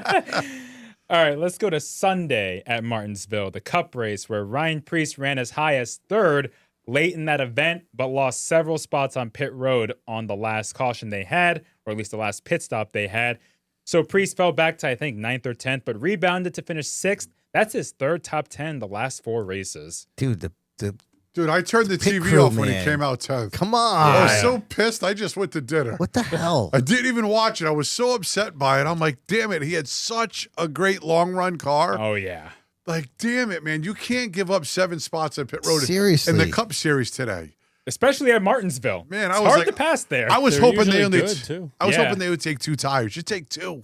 No. I mean, how many laps were there to go at the end? Was it a lot? It was 40 something. Oh, there was when they had that last caution. There was a decent. They didn't really have a short run to the end, I don't think. So maybe Yeah. 30 something, 40 something, maybe. Either way, he's been badass. The end of the He year. was really he's been on a good trend, but Martinsville, he showed really good. It was hard to beat Byron and Blaney because they were the class of the field, but Preece was next in line. If there was a restart and they had a long run and he restarted 3rd, I was curious to see if he could keep up with Byron and Blaney. You know what's funny? It's funny how you get this connection Funny with how? people. Yeah. How am I funny? Yeah, you gonna get be this. my next Well, album. you get these connections. People like when you ran or when Preece runs, and then you take it personal and you get pissed and you just turn the TV off like it's his fault, and just the emotions that you can get from the local drivers is pretty great. And I enjoy it. Like I said to you, when you were running, I was in my shop pumping fists. When you were running in the truck race, when Preece is making runs to the front, I get excited. And when they don't run good, I just want to walk away like I'm part of the team. I feel bad that the pit crew got so much flack for that because, in the past, Preece had a history of having bad pit stops when he was racing for JTG Doherty, but Preece's pit crew this year is not a bad pit crew. Like, no one's perfect. So it was just a case of the bad stop came at the worst time possible. Right. But it shouldn't take away from the fact that 60 team has been really good, Best especially in the team. second half. I think it's been the best team out of the stable, right? Out of Buscher's kind of fallen off the wayside a little bit. He was really good, and I'm not sure what's happening there, but No, it was a good run for Preece, though. Now, in some sad news, word broke yesterday that near Hall of Famer Bobby Gahan passed away. If you never heard of him, among his many accomplishments on the track include 3 straight modified championships at Beach Ridge. And he won his first came on dirt back in 1985. Then he won the next 2 on asphalt after the track was paved in 86. He would switch to pro stocks by the 1990s, winning 6 championships at Star Speedway and 3 straight at Lee USA. A lot of championships. He became the all-time pro stock winner at both tracks on top of that. He also won the NASCAR Weekly Racing Series New England Regional Championship in 1998. And oh, by the way, he's the son of Ernie Gahan, who was part of the near inaugural Hall of Fame class in 1998. So Ernie Gahan, the first New Englander to win a NASCAR modified championship back in 1966, I believe. Here's some pics of Bobby. This is I believe this is a late model Victory Lane picture from Beach Ridge. How about a modified over at Stafford? Oh, look at that beautiful thing. What is that, a Vega? I'm digging that pace car. Oh, yeah, that's a good one. Yeah, is that a Vega? I think it is. I think so. This is a NASCAR North race at the Speedbowl. Oh, my gosh. It's like an 80s NASCAR Cup car. Correct. We have this is a Pro Stock win from 1996. And then this is another Pro Stock win. This is over at Lee Speedway. So how old was he? Yeah, what happened? Younger. Yeah. Don't have those details. I'm guessing he was in his maybe mid to late 70s. Little bit out of our wheelhouse, but a legendary guy. And sad to hear it's passing. Of course, we got the near banquet this weekend, so I'm sure we'll pay tribute to him. So just thinking about the family there. Right on. Bless him and his family. Cool pictures for sure. I love Thank you, the bro. old pictures. Yeah, so those do I. old modified and Of course, stock when cars. I showed that, I recognized the Speedbowl right away. That old Yeah, the railroad railroad ties. yeah. For Yep. the fence. right, Diego? Back in the day, that's what we saw. Oh yeah, shards of wood go flying. That's right. I'm glad we moved on from that. All right. Lastly, this just broke a few hours back. ACT's Chris Machad and Pass's Tom Mayberry, the team who leases the oval track at Thompson, as I mentioned earlier, have announced they will also lease Lee USA Speedway in Lee, New Hampshire. Their tentative schedule will include an ACT Pass doubleheader in April and end with the track's traditional Oktoberfest. Lee's Friday night weekly program is headlined by the Pass-style super late models. Rules packages are expected in the coming weeks, with Machad adding that large, sweeping changes will not be forthcoming, which is good. Yeah, I think. definitely. I don't know what to say, man. This is impressive with these Was guys. they struggling there at Lee, though? I'm not sure what was happening. I guess I Who owns wasn't. Not sure. Huh? Who owns it? I'm not sure who owns it, but I wasn't. I didn't know if they were struggling there weekly. Yeah, I or got something. lost. I don't. Is that a Norm Wren track? I thought it was. I at kind of one- got lost between them. Yeah. Kind I'm of hard not to sure. keep track who owns a what But track those guys there. are like really keeping racing going and taking another step in that direction with this. That's a great track though. I mean, Lee is up north. Oh yeah. It's one of those tracks. I mean, me and Sean had run up there in our earlier street stock years and their final events, and they would be, I mean, just cars all over the damn place. It used to be so much fun. I made my late model debut up there. I figured out what posi traction rear end was when I shifted on a restart and cleaned out the whole field in a heat race. Oh, he did too. Oh yeah, it just caught and whipped me right back up into traffic. And I've never been there before, but that's the track that eats up tires, right? Like the track surface is really abrasive and such. Yep. Emma went up there her first time. I think we finished third in our truck race. It was like 21 trucks. It was like a win for us. So Yeah. it's a great track. Ben Bazowski owns Lee. This Porsche. Ben. Yeah. Yep. Okay. Thank you, Sean. I know we talked about how if ACT and Pass would come back to Thompson every year and if it was worth it for them, well, I guess it is because now they're leasing another track. Yeah. So on that, this has been your long Fowler's Auto Wrecking weekly update. Seriously, it's 8:08. Who would have thought with just a couple events that the My favorite update number. would take that long? Oh, okay. Yeah, that's right. That's the prefix for Hawaii. All right. Wow. Just useless knowledge coming out of the bullpen tonight, huh? It's like partially. It's like I think this is the knowledge coming out of the seat from Fro. Oh, look at that, Fro. All right. Listen, we're gonna pay tribute to one of the legendary figures in our sport. It's time for the Waddell Communications Nostalgia Nugget of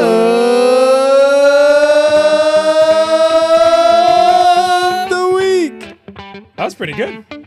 I feel like there was some baritone down in the bullpen that chimed in on that one. Could have a little extra on that one. All right. Listen, I'm going to tell you about Friday was the anniversary. This past Friday was the 40th anniversary, the passing of the legendary Richie Evans. As somebody who was old enough to see him race, I can't believe that it's been 40 years. He sustained injuries at a practice session crash at Martinsville on October 24th, 1985. It was the last race of the season, but he had already clinched the series championship. He'd also already clinched the weekly racing series New England title and the Thompson Speedway Championship. He was only 45 years old. We've done a little something by this earlier in our podcast days. I've condensed it so it'll go a little faster, but just in case you are unaware of how much of a badass Richie Evans was, he won the Spring Sizzler 3 times, the Thompson Icebreaker 3 times, the Stafford Fall Final 4 times, the Thompson 300 twice. He won the Thompson World Series twice in a modified and once in a super modified. He was a 2-time modified winner at Daytona on the 2.5 mile track in super speedway modifieds. He won at Martinsville 4 times. He won the Race of Champions 3 times at 3 different tracks, including the 2.5 mile track at Pocono. He won 5 championships at Thompson, 2 at Stafford, 20 more championships in Western New York at 7 different tracks, including 4 each at Utica Rome, Holland, and Spencer Speedway. He has 2 track championships at New Egypt Speedway in New Jersey, which is now a dirt track. He was the 1980 modified championship at Riverside Park. He has 6 modified championships at New Smyrna's World Series of Speed Weeks, including 1984 when he won all 6 races that he competed in. He won 6 straight regional NASCAR titles, 8 straight and 9 total modified national titles. He's in the NASCAR Hall of Fame, the Near Hall of Fame, NASCAR's 50 greatest drivers, 10 greatest modified drivers, 40 greatest tour drivers, Stafford's greatest drivers. He was the man, and because the hammer is down in the bullpen and he likes himself some old nostalgia picks, I got some more for you. Unbelievable stats right there. That's crazy. Amazing, right? How do you even race that much? Seriously. I know. Different era, But that's that for sure. explains why when you go down to Daytona and you go to those big flea markets where you can buy just about anything, they got a pile of Richie Evans shirts for sale. They do, too. Oh, yeah. Really? Absolutely. Yeah. Harley Davidson over here, some tie-dye shirts, and there's your Richie Evans shirts. That's true, Up for too. grabs. Right in the middle of those 2 things is Richie Evans. Here's Richie in the cockpit, but I selected these. He looks like Rocky. Little Looks bit, like Sylvester little Stallone right Stallone there. action there. Yeah, Look at yeah, him. I got you. Old school helmet there with the goggles. Yeah. So there's Richie in the coupe era. When he started, there was coupe there, and you could just have yourself a Marlboro right there in Victory Lane. You didn't even care back then. Of course, he had his most legendary time in the Pinto era, the Pinto Revolution. That is at Pocono Raceway. Here's one from Freeport. Now look, I just love this. It looks like the pits are right outside a factory or something. I've never really been to Freeport. I like the racing shoes. Yeah. And then you go to Thompson, and that's when the mods started to have the Cavalier body. Looked a little bit more like what we see today. Is that at the back? That's where the hill is? Yeah. Man. Thinking so. Yep. And then this is him here. I think that's actually from 1985. Is that so- Lajeunesse in the background? I don't think so. I Okay. actually think that might be Jerry Cook. I'm not sure. Anyways, Richie was just one of the best. I can't believe 40 years ago. It's funny, Diego, I always think about when we started the podcast and you guys were learning history, and I was like, yeah, no one's ever going to drive the 61 again. And you were like, is that why you think? And it's like, yeah, that's definitely why, man. Yeah, he's just an iconic guy with that I think that's I think that iconic orange is from he got it free or Town Garage. Yeah, the Town Garage. Yeah, Junior knows. Yeah, they got it free from the Town Garage, like safety orange or something, and so that's why his cars were always that color. So listen, we're calling it the statistical chatter tonight with our man the Hammer. Let's go down to the bullpen, shall we? Is it my time? It is your time. Stat chat. Oh, here we go. So glad to be part of the show tonight. I just want to thank everybody for just tuning in and listening. Listen, And we're only going to permit you to say that one more time. Sid, thank you, Sid. Hey, anytime, buddy. So here's a good question for you. How much do national happenings trickle down to the short track level? Ooh, I like that. Well, it's from you, Rob. If the Cup Series were to remove playoffs, do you think a track like Seekonk would quickly or immediately follow suit? Asterisks.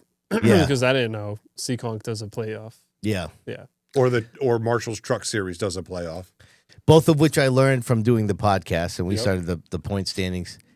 I mean, Seekonk doesn't need a playoff to begin with, in my opinion. Enough action taking place anyway. Yeah, but I mean, I think we're all on the same page on that. But would they, you think, change it back? You have to think that they implemented it, right? Because NASCAR went that route? Yeah. Right. I think they would get rid of it if NASCAR got rid of the playoff system. I think it's horrific all the way around. Yeah. Even with NASCAR. Like, hey, wait a minute, our sport's kind of dying. Everything's kind of looking like we need more fan count. Let's do something really crazy here to take all these people's efforts. And if you actually are a championship driver, you might finish 4th this year. That's bullshit. Yep. But, wow. Tell us how you really feel. Well, I was waiting for the show. Yeah, okay.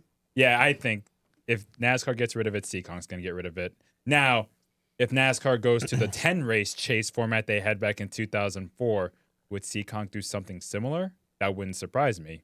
Maybe they'd make it a 5-race chase or something like that. Or Thompson could start it right at the beginning of the year. Yeah, I mean, at the local level, you can't go 10 races. That's half your season. That's why I said 5. Yeah. So it's a quarter of the season. I mean, 10 in Cup is almost a third. So, Junior, what do you think, Junior? The playoffs work when they work. Like this year, everyone in there is deserving. And I think every single year, someone gets in there where it's like, you know, and then they have a chance and sometimes they win, right? And I don't know, I just like the old school stuff, but it puts on, it gets you involved. Like, oh, they need this amount of points to get into the chase or the next round or whatever, or they need to win like Byron needed to at Martinsville, and then you get it done, and then you showcase that talent and skill of the crew and the team at the championship final. So it's good and bad. Maybe it draws people, maybe it doesn't. I don't know, but yeah, the days of season-long point championships are over from NASCAR. I think they like it. Yeah, we did hear some rumblings, right, that they were going to go back to it, but there's rumors that they'd either go full season or back to the 10-race chase they originally created back in 2004, or the last round would be 4 races instead of just a championship for 1 race. You know, I think a lot of it, too, is the way the announcers hype it up to the other teams, and they zero in on the teams, pre-race interviews, post-race interviews. They do a really good job of promoting it. That's part of the whole deal, I think, right? Is if they promote it that way, and if Mike's in it and they're like, Mike's got to pass 3 cars to get in, you know, everybody's on the edge of the seats watching. Where if they had a regular chase, that's not happening because somebody's 200 points ahead and it doesn't even matter. right, that's what I was thinking. If let's say they made the decision to just go back to the old school where they're just going to go straight races, no chase, and then someone just has a humongous lead. It's not compelling going the last 4 or 5 races. Not even compelling at all. I mean, you're guaranteed to go into the last race with 4 guys chasing the title. Yeah. Right? I mean, I was telling Renee going into the Monaco series, you know, Bonssa and I put together a little hype video because they had 3 people going into the last race. I'm like, you know how cool that is that you actually have 3 different people going into it? It doesn't always happen like that. And you guys had it at the at Stafford where there was. It was the same deal, right? Yeah, and that's like a lot. And so they've put themselves in a position where they're going to guaranteed to have 4 people going for it in the last race. But it's still strange to me. This I don't necessarily like it, but I guess from a marketing kind of standpoint, I understand it. Yeah, they're trying to manufacture excitement. Yeah, and it works. But I feel like the best excitement is genuine, just pops up. You know, naturally. That's how it happens. Yeah, right. Like in the trucks in Xfinity, Heim and Zilich respectively have won 10 races. Maybe Heim's won 11 now, but they've by far been the class of the field in their respective series. What if they get taken out or something stupid happens at Phoenix and they finish 4th in points? Heim hasn't won a championship yet either. Neither Heim or Zilich have won. Yeah. But like they have been the dominant cars in their series. Right. Heim has not won a championship yet. I don't think in the trucks, has he? No, he hasn't. No. If they get wrecked at Phoenix, Zipadelli's going to hit someone. I'm telling Right. you. Yeah. No, He's gonna- serious. I mean, yeah. and it's possible. I mean, have a dominant year like that. That's when it sucks. But that's a perfect example right there that the 11 would pretty much be unstoppable Yeah. for a championship.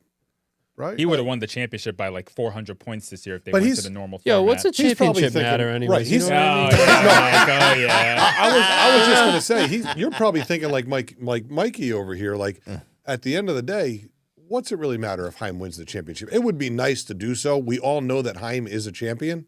But he proved He's himself. moving on. Yeah. He's going racing to the next level regardless. Prove yourself with So, wins.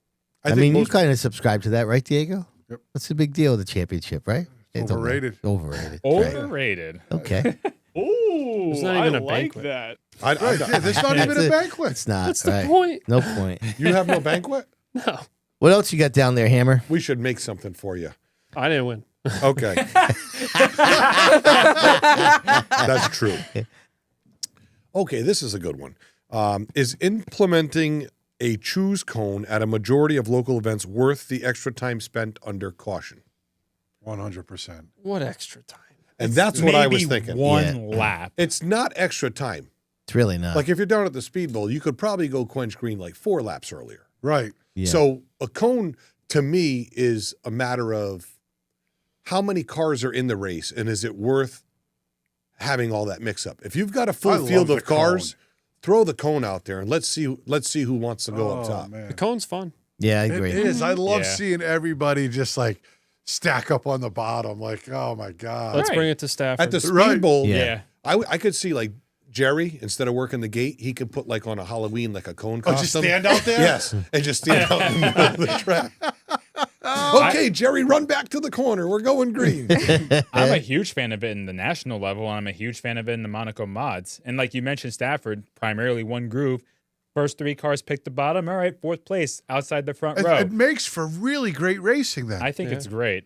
right? I mean, I think they should try Yeah, I like it it. more. And I don't know why realistically- they don't. Realistically, it's only going to add maybe 1 lap, especially at the weekly level where it's not 40 cars, it's 20, 25. Like, Right. You know, it's sort of like manufacturing excitement, but it's not like forced. Like it's up to the drivers then Right. to Yeah. manufacture it also. Right. So You have then- the choice. Yeah, the to- drivers yeah, have the yeah. choice. But it's no matter what, it's going to put fans' eyes on the racetrack during caution, and Yeah. that doesn't happen. yes, So that is a really good Why point. Didn't is really it- And I think Speedbowl, like modifieds, it's so hard. Like they fight for the top there, Yeah. and they want to go in. It's almost like what it used to be at Thompson. You got to kind of go in and give them the slap move and get them out of the groove to get that top away from them. Yeah. Imagine the Who's top. going to pull the top? The Im- top's more popular at Waterford. It Yeah, didn't but really come to- imagine the top 3 choosing the outside, and then Rocco picks the inside. Or yeah. Oh, watch this. It didn't come into play at Seekonk. Not that No, I no, But it's remember. really. pretty even. Like you can run 2 grooves pretty equally there. and that's fine. yeah, it's Yeah. fine. And I'll tell you, with Brody and I running down south, that's all they did was cone racing.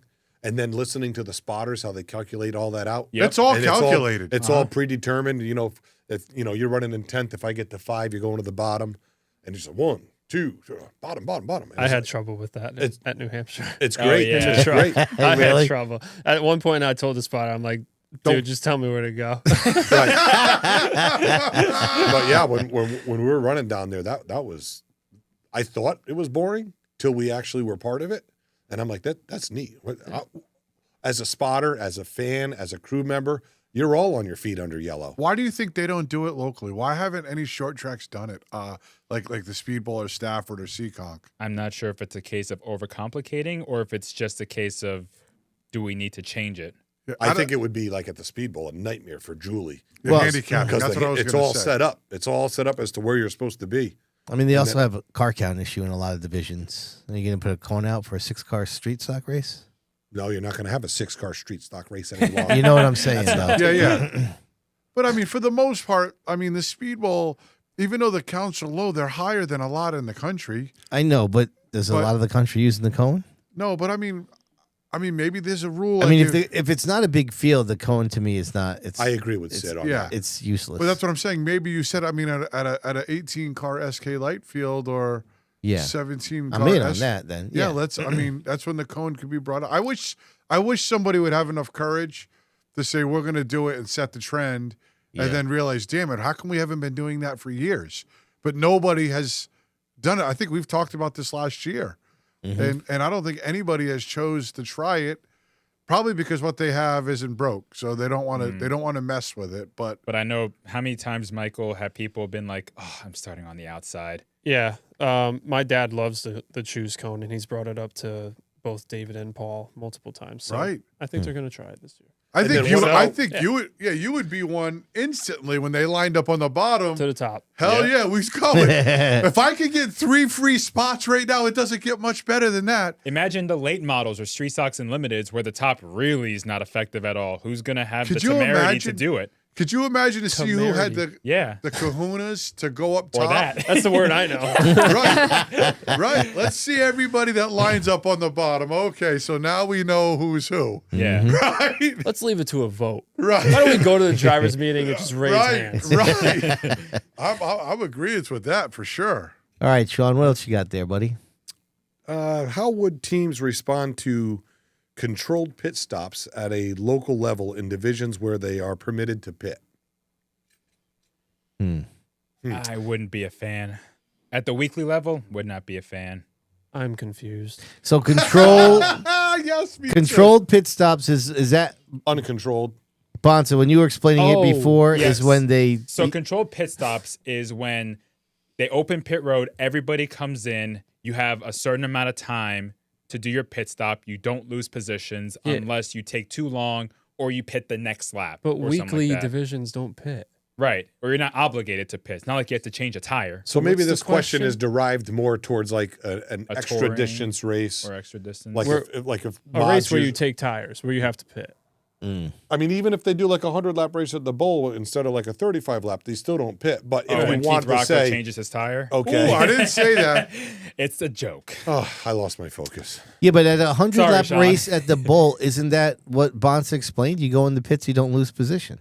Yeah, I'm not for it myself. I just enjoyed reading the question. Do you lose position at Waterford in the weekly division if you go down pit? Like, does the order coming out of pit road matter? Yes. Yeah, it does. So that's a hot pit. That's not a controlled pit. Oh, I see what you're saying, right? The way you come you in don't lose is where you laps, come but you can out. lose position. That's right. But on a controlled one, you're saying you lose neither. Correct. I think that this only stands for I understand. races. That's a safety. That's a safety deal. Yeah, that's a where controlled pit especially- stop yeah. is to keep the people who are slightly dangerous with the impact guns, keep another driver from running over another crew member by accident, Yeah, I leaving think the that's pits. it.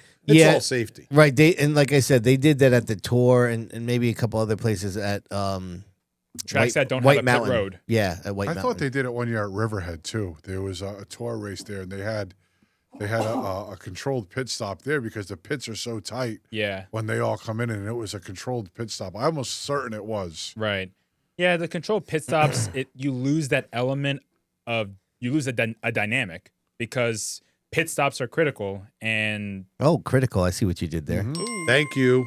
unintentional, but you're welcome. Yes, thank you. But it matters, and you want to see who comes out of pit road first. Now, granted, you have to think about safety for when the pits are behind the track and there's not that much room at like a Star Speedway or whatnot. But like, let's say that's more Stafford and important. Thompson, no controlled pit stops. I think I like having hot pit stops and seeing which pit crew does the best and whatnot. Yeah, I say if you have infield pitting, then absolutely not. Right. That's the whole point of having infield pitting. That's right. Yeah.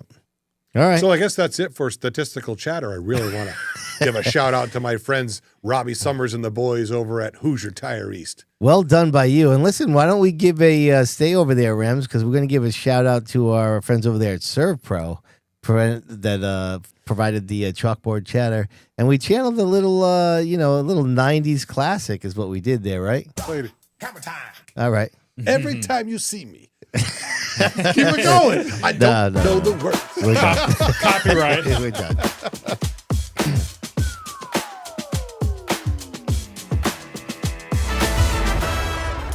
All right, big thanks to our friends over there at Mid-State Site Development for this week's Did You Know? Diego, did you know John McKennedy is the first driver in the collective histories of the NASCAR Wheel and Modified Tour that started in 1985, the Modified Racing Series that started in 2004, and the Monaco Modified Tri-Track Series was started in 2014.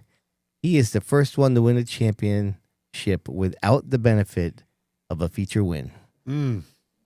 Also, Of the drivers who competed in all 10 Monaco races this year, McKennedy, Williams, Pastriak, Kopsic, Pitcat, Meservey, and Hodgson, none of them won a feature race. That's crazy. Yep. Now, Hodgson, Kopsic, Pitcat, and McKennedy all scored wins last year. Obviously, all those drivers are capable of winning. Right.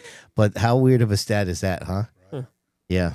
So that is your Did You Know? Diego, Yes, sir. get yourself ready, my friend, because we got some more discussions for this week's. What's your record for consecutive questions asked? Oh, it's a lot. We got to thank Ed Marcel, Firewood, and Land Clearing for this segment of Viewer Mail.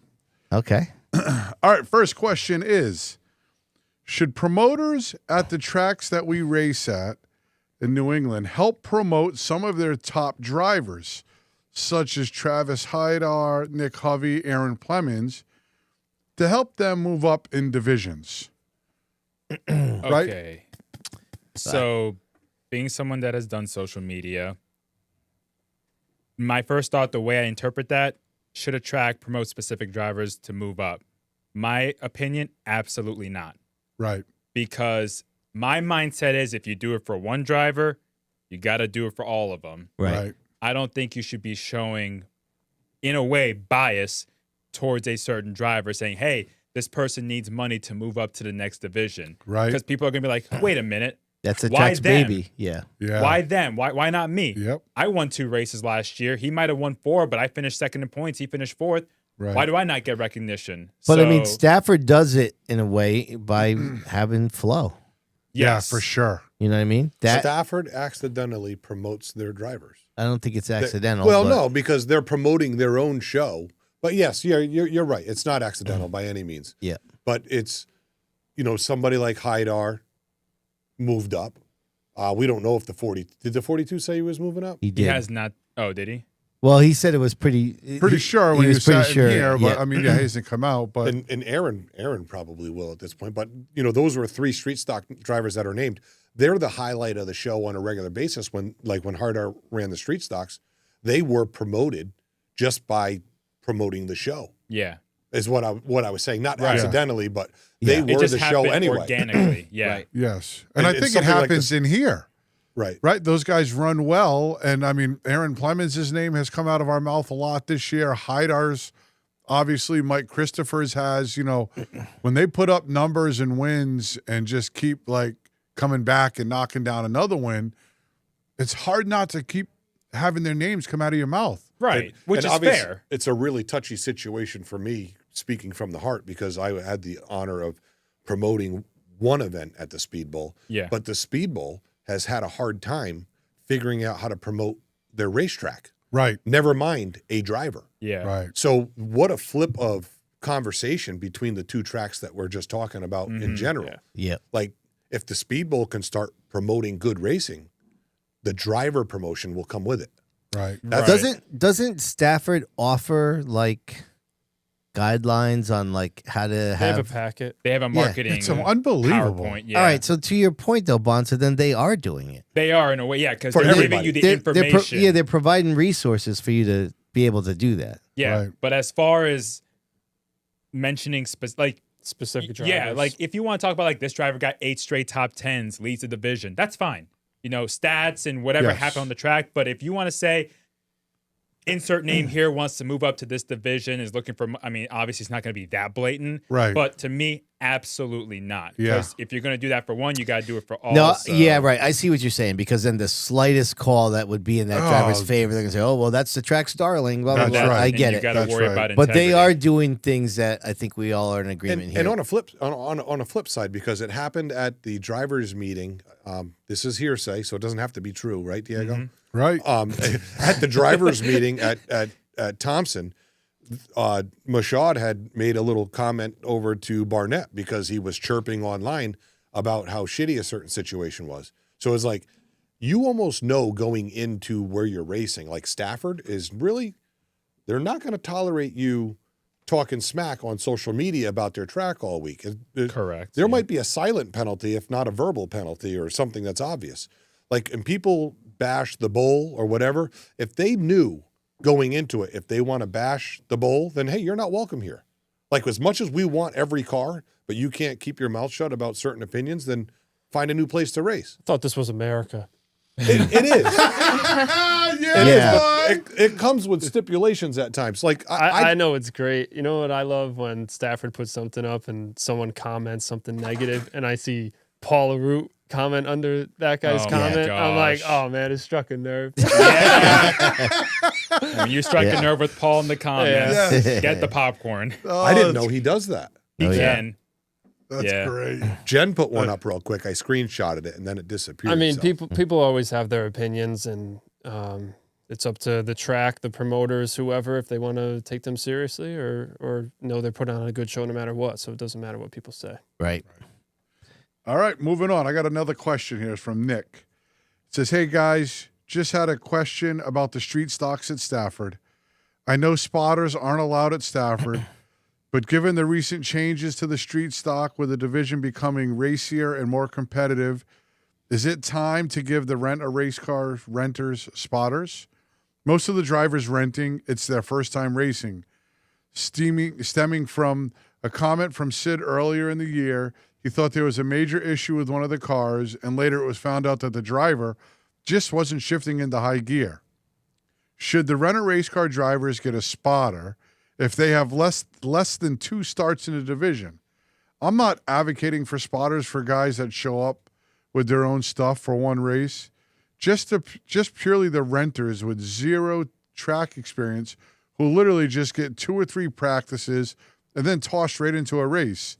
I feel like it would help the renters tremendously and not hurt the racing at all. What would you guys all think about that? Does it hurt the racing or what? Are there examples of a... Oh, it definitely does. I can tell you from experience being on the racetrack, starting with the practice, those rental cars, the rent-a-race cars, those, whether it's car or driver, they are dangerous. It's equivalent. In 5 laps of practice. It's equivalent to having that car you wrecked with. Yeah.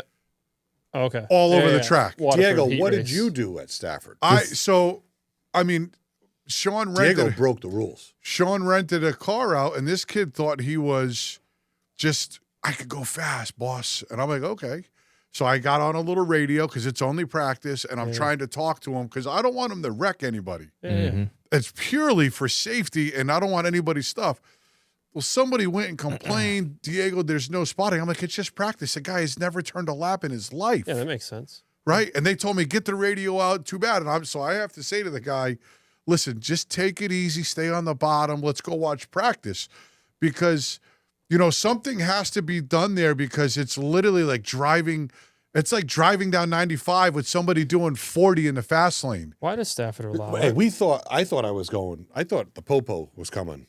The way they came over on their golf cart and like, are you guys using radios over here? And I'm thinking, we're not like cheating. Like, what's going on? Like, yeah, actually, we use radios. I thought it was talking about the scanner. Well, you spot for Hovey at Stafford. So. I know. So I mean, yeah, but reputation's there. That's just, you're not supposed to talk about that. But Diego spotted for a rookie that has never been on the racetrack, and I think it's a rule, but look the other way sometimes. If there's somebody just in practice, in practice, because if you can educate a guy who's never raced before and is getting thrown to the wolves for 2 rounds of practice, hey, when they're telling move down the track, there's cars coming, you cannot be in the middle of the groove. They're just like almost warming up their tires in race mode. Yeah, and that's tough. That's tough. Yeah. I can get it during practice. I can understand that, but like I have my scanner to listen to race control every Friday. Race control is usually on top of telling those cars, like, stay on the bottom. Sometimes they don't. I mean, you can't really blame race control or a hypothetical spotter for those type of situations. But they tell them, like, well ahead of time, stay on the bottom. The leaders are coming. Stay on, and they will say it over and over again until they do. But sometimes it doesn't work out that way, as you know from Waterford. Yeah. I think, I don't know. I feel like it would just eventually open a can of worms. Yeah. Some dude's going to show up that's got experience. You guys are just talking about how you never heard of Chase Grennan. He's in Riverhead. And, a guy's not going to come up there, want to play around and say, I've never raced before. Yeah, it would open. And a then you whole go can out there of worms. and freaking school them.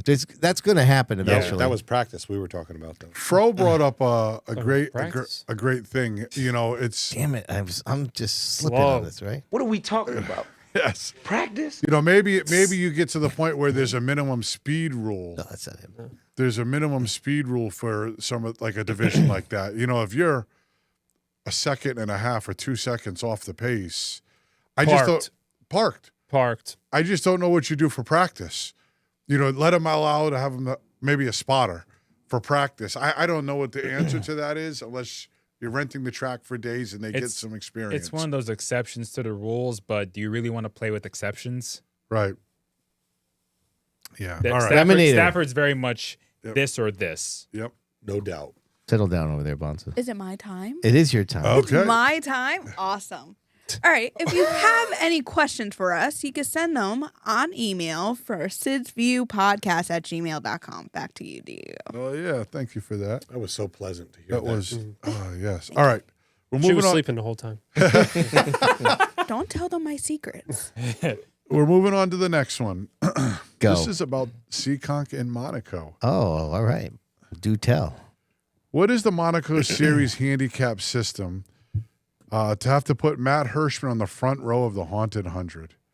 When I saw the red number 60 pull out of the pit, second behind a guy I never heard of before, shout out to Chase Grennan, my immediate thought, half joking, half not, was at least there's a 40-lap street stock race after this. Check out the big brain on Brad.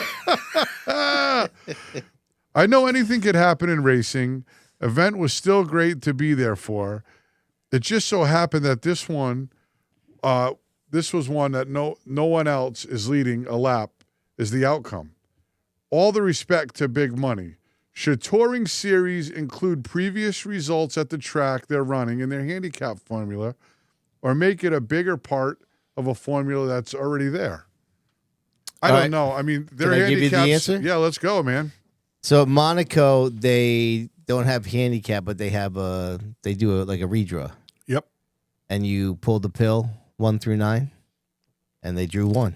And he got lucky. So they started straight up. So he won his heat race. So is that how it works? So Yeah. you win your heat race number 1, Like the you winner. would the first race of the season. So Right. did they offer him the money to start in the back and he didn't take it? Oh, Correct. Yeah. Correct. You think he wants to take the extra money? He's there to win. I mean, he does want the money. He is big money, Matt. But I mean, he did win 10 grand first. I was about to say. Yeah. right. That's more than the guy that finished 5th. Right. Only by $700. Yeah. I mean, he could have done it, but he chose not to. I mean, listen, I would have liked to see it. I think, All it takes is one hiccup for him Right. to have a It's wheel hard to missing. pass there. Right. Yeah. Yep. And even him, it's like, did you listen to him going by? It sounded like an SK Light. Yeah. Like he's just, and then I'm looking at him. Right, I'm right on the backstretch, so I can see inside the car. And he's got one hand on the wheel, and the right hand is like on the spoke, just chilling there. It's like he's thinking about, did I feed the cat? And everyone else is racing their balls off. Right. And he's just, Yeah. Did I feed the cat? Yeah. it's just Go take your tire. Yeah, I'm just going to stay out here and beat you with these that's 4. what it seems like. But Right. Matt is the best to do So it right good. now. So Yeah, so good. And I look back at lap times, he was a 10th better than the second he one. ran his fastest lap with like 4 to go Right. Yeah. That's impressive. on the same tires. He dropped a 1 with like 4 to go. I'm like, oh my God. The weird thing about this is, I understand what this guy is. Who is it that sent that in? I mean, I see what he's saying. I kind of thought the same thing, and we Yeah. were filming it, and I'm like, Matt's that was Dane. okay. Yep. So I can see what Dane's saying, right? Matt's unstoppable there, has been for a few years now, and he takes the lead going down the backstretch on the first lap, and you're like, It's over. it's over already. It's 125 laps, so I get it. But as the years go on, it's going to age well, and we're going to look back at Hirschman. And just like I just rattled all that stuff off about Richie Evans. You know how many times he did that in the race? You got to appreciate an ass whooping every once in a while. Exactly. Exactly right. He is a one of one in a lot of ways, Hirschman. So I see both sides of it. But, I mean, what are you going to do? That's their Yeah, right. system. And it could have very well have pulled ninth, and that time they just started straight up. So just as exciting as when he's so monotone when he gets out of the car and just explains the victory. Yeah. Right. Yeah. It's just thought out. It's calculated. He knows what he's going to say, and because he thought about it on lap 23. I've only seen Hirschman animated in victory lane once ever, and that's when he won the Sizzler. That's the only time I've ever seen him show any outward emotion. No, last year when he won was after Narducci passed away, and he was pretty emotional then. That is true. He was emotional, with the loss of Greg. Maybe a little different than animated. I was You're talking more about, like jubilant emotion. Yeah, understood. Yep. Not saying he ain't happy, but him and I were banging bars at Star a couple of years ago, and he was a little animated then. Oh, was he? Really? you had an opportunity to see him all. I was like, worked oh, up. this is cool. That was last year, right? Last year? The Monaco race? I ran the 07. 07, right? Yeah. Yep. Oh, yeah. He beat me. All right, next question from our good friend Jeremy. Oh, we know that guy. Oh yeah, thanks Jeremy for This always ought to sending be something. great. Yeah, every week. Okay. All right, first one is he's got multiple ones. yes. This guy, man, unbelievable. Does the NASCAR season end at the wrong time? Height of the World Series, football season, basketball, and hockey starting. What is your guys' thoughts? I am so indifferent to it. Yeah. I know a lot of people are. You can make an argument that the schedule is long, like it's a grueling schedule, 36 races plus the All-Star, and I think they only had 1 or 2 off weeks this season. Might have just been one. Easter. But, yeah. So that's 20 plus straight weeks of racing. But they've ended the same time roughly for multiple decades. Like, is it only an issue now because the TV ratings are not what they once were? Is it because the popularity is not what it once was?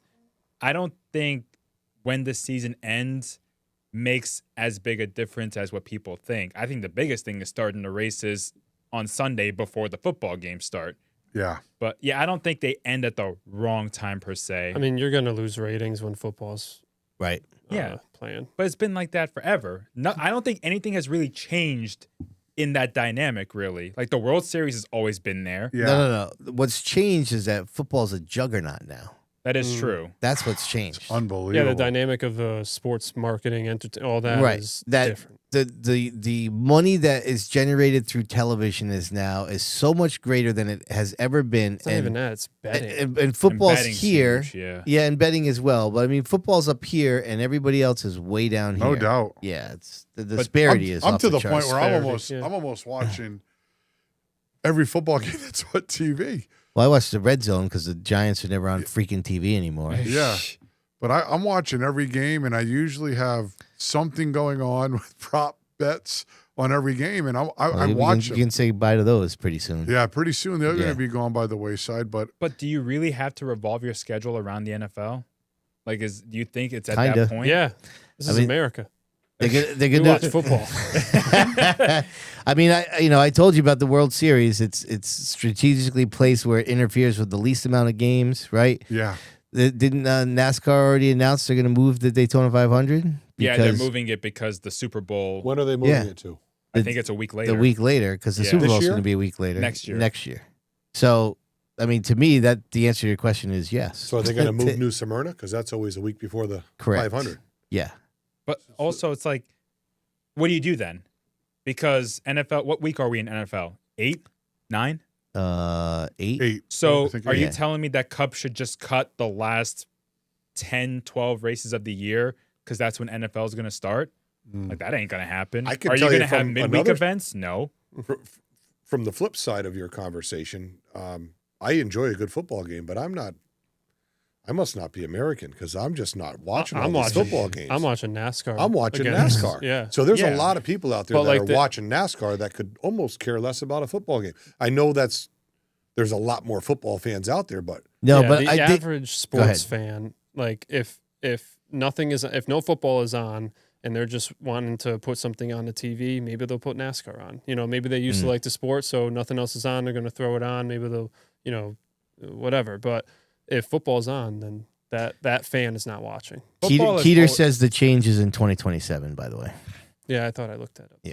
it's Valentine's Day or the day after. I don't think there's I think it hurts them, but I don't think there's an answer. No. Like, I don't think they're going to. I mean. Did you see Formula One's going exclusively to Apple? Yes, I Are they did see really? that. Yeah. Which I'm not a huge fan of. That sucks. Like, yeah. Even if you don't watch Formula One, if you wake up at 9 a.m., 8 a.m. on a Sunday and you turn on ESPN, like there's the race, you know? Yeah. Especially in off time, or not. That is an off time. So like, I sure. feel like they're losing out on that. And People now just it's on- channel surfing in the morning. Now you need another subscription Yeah. to watch that. I'm getting it. That's a whole discussion. Are you getting it? No, I'm getting it. You're further Formula validating One. that decision. But like that's the trend now. That's a whole different topic for another day, but that's a whole other trend in broadcasting is that. All right. Go ahead, We Diego. got one more. What do you guys think the mystery date held off Stafford's schedule? And what do you like and dislike about Stafford's schedule that was released? Well, I think we already said that we kind of like that it's pretty much the same, other than the tour race and the Granite State Pro Stocks. That's the two major additions. Yeah. But it's largely with the weekly stuff, it's largely the same. You guys kind of have the same big races, right? Yep. SK Light duels at the Sizzler. I would like to see that Tick Mike challenge, or not even if that's not a thing, handicap the big races By plus minus. Yeah. Yeah. Or plus minus. Yeah. Sorry. Yeah. Right. I want to see a street stock race on the same day as Cletus again. Oh. That's what I like. That's actually pretty good. Yeah. I like but I that think too. There's a lot of fans there who would like to see fenders ripping off. The thing is that a lot of the big names in street stocks didn't go to that race because it was a non-points event, even if it paid well to win. It did pay. It paid $1,000 for $30 or for $30 for 30 laps. Yeah. Like the firecracker event they have, but it's a non-points race, and a lot of the big names didn't go. I mean, Haidar did, but there was 2 or 3 within the top 5 that more didn't laps, go. I would have snapped him. Yeah, okay, Sean, if you say so. He did finish second in that race. But he was driving away. But Yeah. hey, if he bobbled, I was hungry. Like if you make it a points race, Yeah. then you might be onto something. But a non-points race, you can't guarantee everyone's going to be there, and you want your biggest names to be there. Like the All-Star race when SRX was there for the SKs. Yeah, the first year was an all-star race, right? But even then, I think people felt like some of those big names kind of sandbagged at the back. You didn't. Corshane says he thinks it's a rallycross race. I'd like to win. A rallycross event. Really? Oh, that'd be cool. How does Sean know that? What would we like He to see doesn't. at He's Stafford? saying that's what he's going Yeah, with. rallycross Just event? guessing. Yeah. It might be. What were you saying, Michael? What would we like to see at Stafford? You know what I always said, especially now with this new sound system, grandstands, big screen, concert. A concert. Would the town I let would him do that love- though? Yeah, I mean they own the town. Right. I mean, they do have a good relationship with us That'd be compared pretty to down cool. here. What kind of I'd go concert to- would you like to see there? Whatever. Yeah. Could be anything.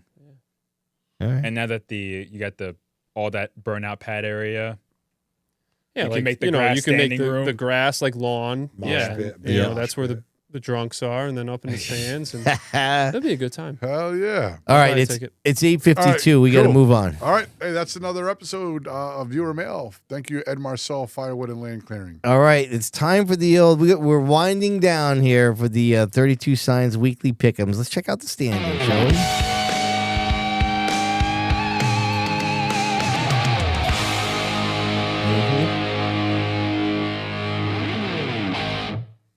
Well, Rob put a stamp on it there. We all us collectively here, the podcast crew. We actually collectively all picked everything right. Rob and Remy got the tour race right. Rob got the Monaco race right. Diego, you got the act race right, and I got the streeter race right. However, doesn't change much. Rob has a pretty substantial lead. He's 7 ahead of me, 10 ahead of the hot seat, 11 over Remy, and 15 ahead of Diego. Diego still doesn't have 20 yet. So here's what we're going to do.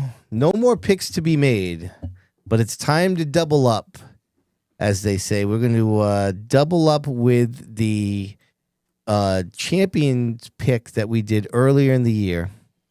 So in a second, I'll put it back up, and we will do Thompson, 2 points for every championship that we got right. Next week, we will do Seekonk and the touring divisions.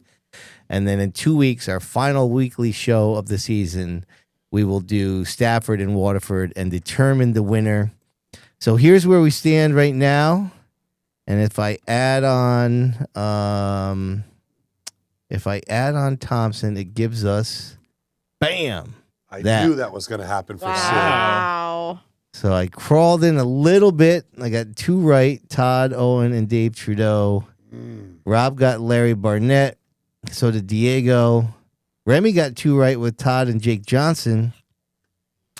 And then the hot seat picks, that goes back to our man Jack, Arias Pickstonian. He picked Nick Hovey. And how was he the only one that picked Nick Hovey? Were we not sure Nick was going to run Thompson? Yeah. All right. So that's where we're at. Rob's still going to be tough to beat, but that is your 32 Science Weekly Pick'em. I got a doozy here for the Pop Culture Minute now. Hang on, Riley Generators.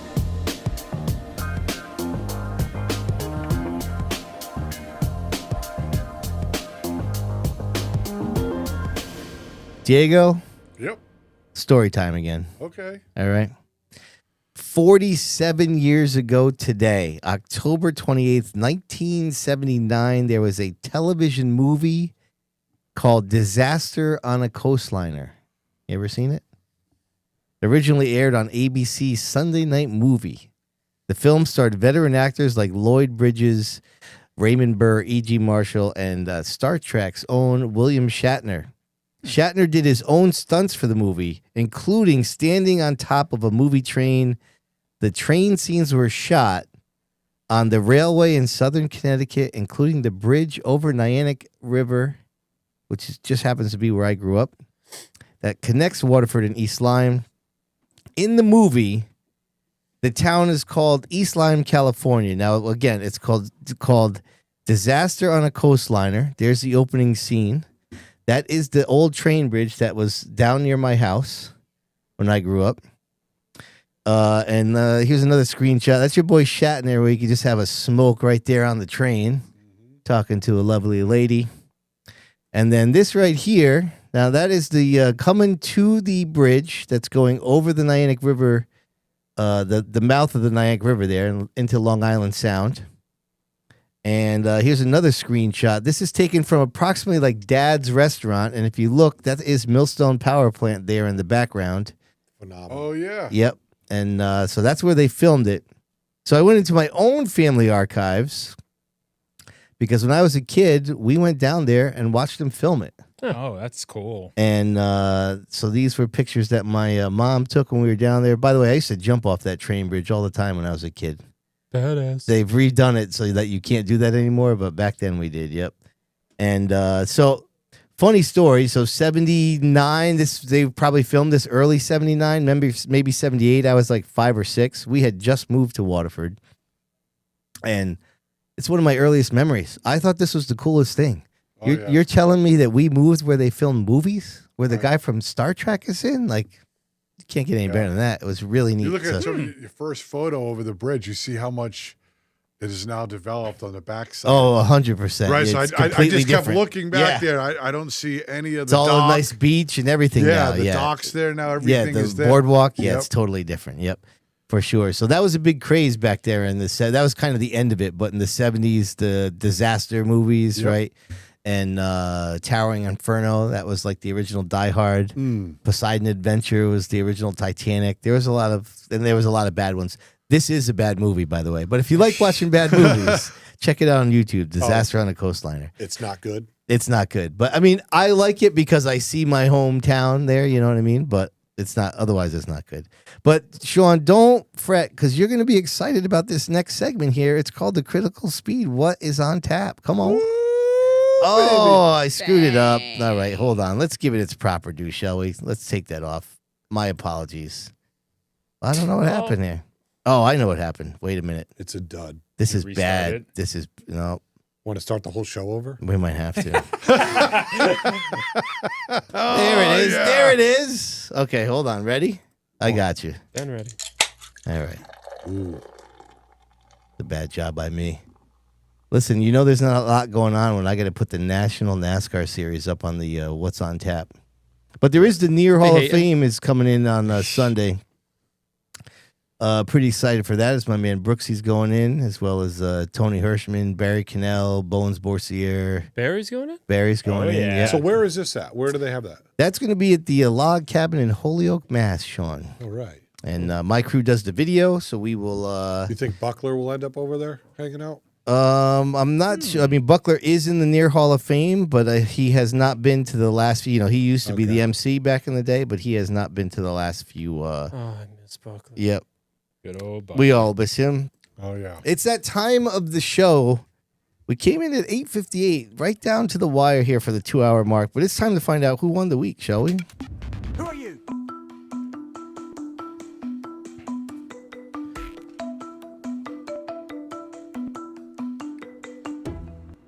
Brought to you by Skake It. We say it right. Oh, this is so weird. Oh, gosh. How'd you like you that? been practicing? Oh, I just said, Remy's like, who's going to do it? I said, I guess I am. Yeah. So we're filling in for Rob here. All right. So I have who won in the week here?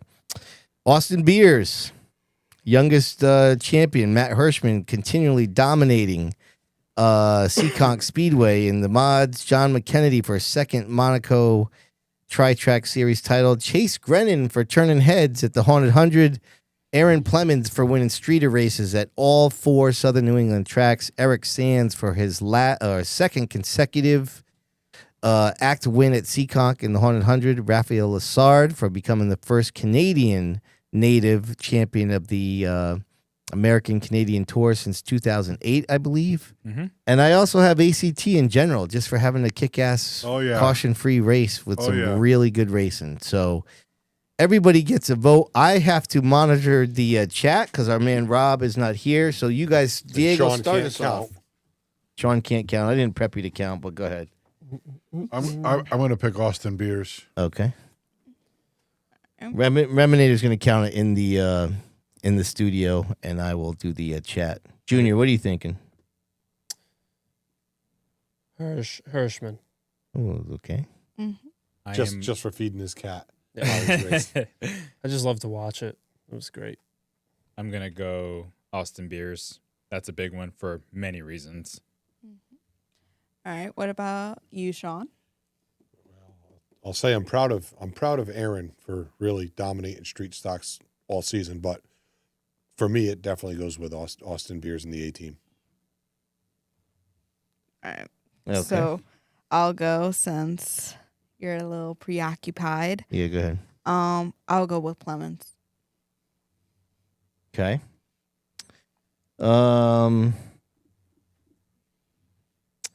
Yeah, I think I'm going to. There's a lot of good ones to pick from. Mm-hmm. But it's tough to not pick Austin Beers. I think that's where I'm going. Mm. Chase Grennan was a close second for me. Oh, he was, and Plemons to me. Plemons deserves it too because he just, the 4th track in the streeters. I don't know if anybody's done that. It's just really good. None off the top of my head. We Right. talked Yeah. about how hard it is to win the 3 Connecticut tracks in street stocks, let alone 4. Right. That's quite the feat, man. That's a year. I was like, should I go back and try to find this? But again, like I said, you can't really go past 2000 because if you get into the days when there was Danbury and Plainville and Riverside Park and all that, then the modified guys would probably match that. But well, how many street stock races are there at Seekonk, or do you that's count the thing. sportsmen as street stocks? Right. Well, in general, this is big. I just want to take a moment to say I won the week last week, and it doesn't go lightly. I've been consoling Gio for over a week now on the phone because second place sucks. And you called him? Gio, I got to make sure he's okay. This is not fair for him to win Talladega and me to come in here over some stupid little promo. But I thank you, everybody that voted for me last week. This is an awesome part of the show. Gio is doing fine. all right, so the Fran's the last one I see there in the chat. We're gonna wrap that up soon here. Reminator, give me what you got for All right. Ready? in studio. I am ready. Hit me. Beers with 3. Okay. Plemons with 2. Mm-hmm. And Hirschman with 1. All right. Who voted for Hirschman? Me. Mike. Junior, huh? Okay. Interesting. Who voted for Aaron? Don't worry about who's, okay? I think the 2 Monahans voted for Aaron. All right, we're going to close it out. Oh, Remy did. Sorry. Remy. We're going to close it out. Here we go. I got to do this in Rob's fashion here. He goes in ascending order, right? So the ACT gets 1. Sean Monahan gets 1 for not speaking in circles, also not asking anyone to pull his finger. Who said that? Dave Baraball? All right. That's great. And Matt Hirschman also got 1. 2 for Chase Grennan. 2 for John McKennedy, which I feel is a little bit light, but the votes are what they are. Aaron Plemons with 7. Oh, wow. And the winner of the week, a rare second time, of course, Sean and Junior here have also won it twice this year. Austin Beers, becoming the youngest champion in the history of the NASCAR Modified Tour. Awesome. Pull my finger. All right. Well, we almost got to the end. All right. That's a wrap, ladies and gentlemen. Thanks for coming aboard. Don't forget, follow us on socials. You know how we do it. Reminator always gives us good stuff. Diego, shout us out here, bro. Oh, man, this is one of the best parts. I got to thank Fowler's Auto Wrecking for the weekly update. Of course, Waddell Communications for the Nostalgia Nugget. Hoosier Tyrese for the Popcorn Stat Chat. Couldn't do it without Midstate Site Development for the Stat Drop and Did You Know? Ed Marcel, Firewood and Land Clearing for Viewer Mail. Thanks, guys. 32 Signs for one of my favorites, the Weekly Pick'ems. Riley Generators, rock steady all year with the Pop Culture Minute. Of course, Critical Speed for What's on Tap. Woo! Hell yeah. Skate It LLC, thanks, guys, for Who Won the Week. Couldn't do it without Monaco Ford and Results Ticker. It's an awesome part of the show, so thanks, guys. Serve Pro, always on board with the chalkboard chatter. Appreciate you. JDL Motorsports, thanks for doing the point standings.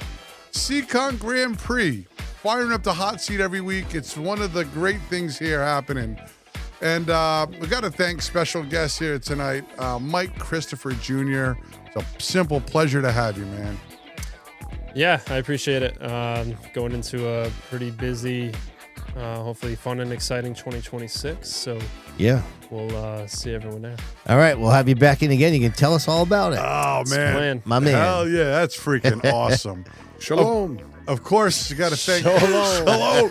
Got to thank Bonza and the Hammer, man, for carrying us through part of the show tonight and always chipping in. So thanks, guys. Well done down there, Sean. Hell yeah, man. Thank you. Kind. Vault Productions, the studio is just badass, man. Word. And original, man. It's really cool. So thanks for that. And of course, last but not least, I mean, the live chat was steady tonight. Everybody tuning in. Love you guys. Thanks for supporting the podcast. So thank you to all the podcast members. I'd like to say a special thank you to Yankee Racer and Monaco Modified Tri-Track Series for the videos tonight.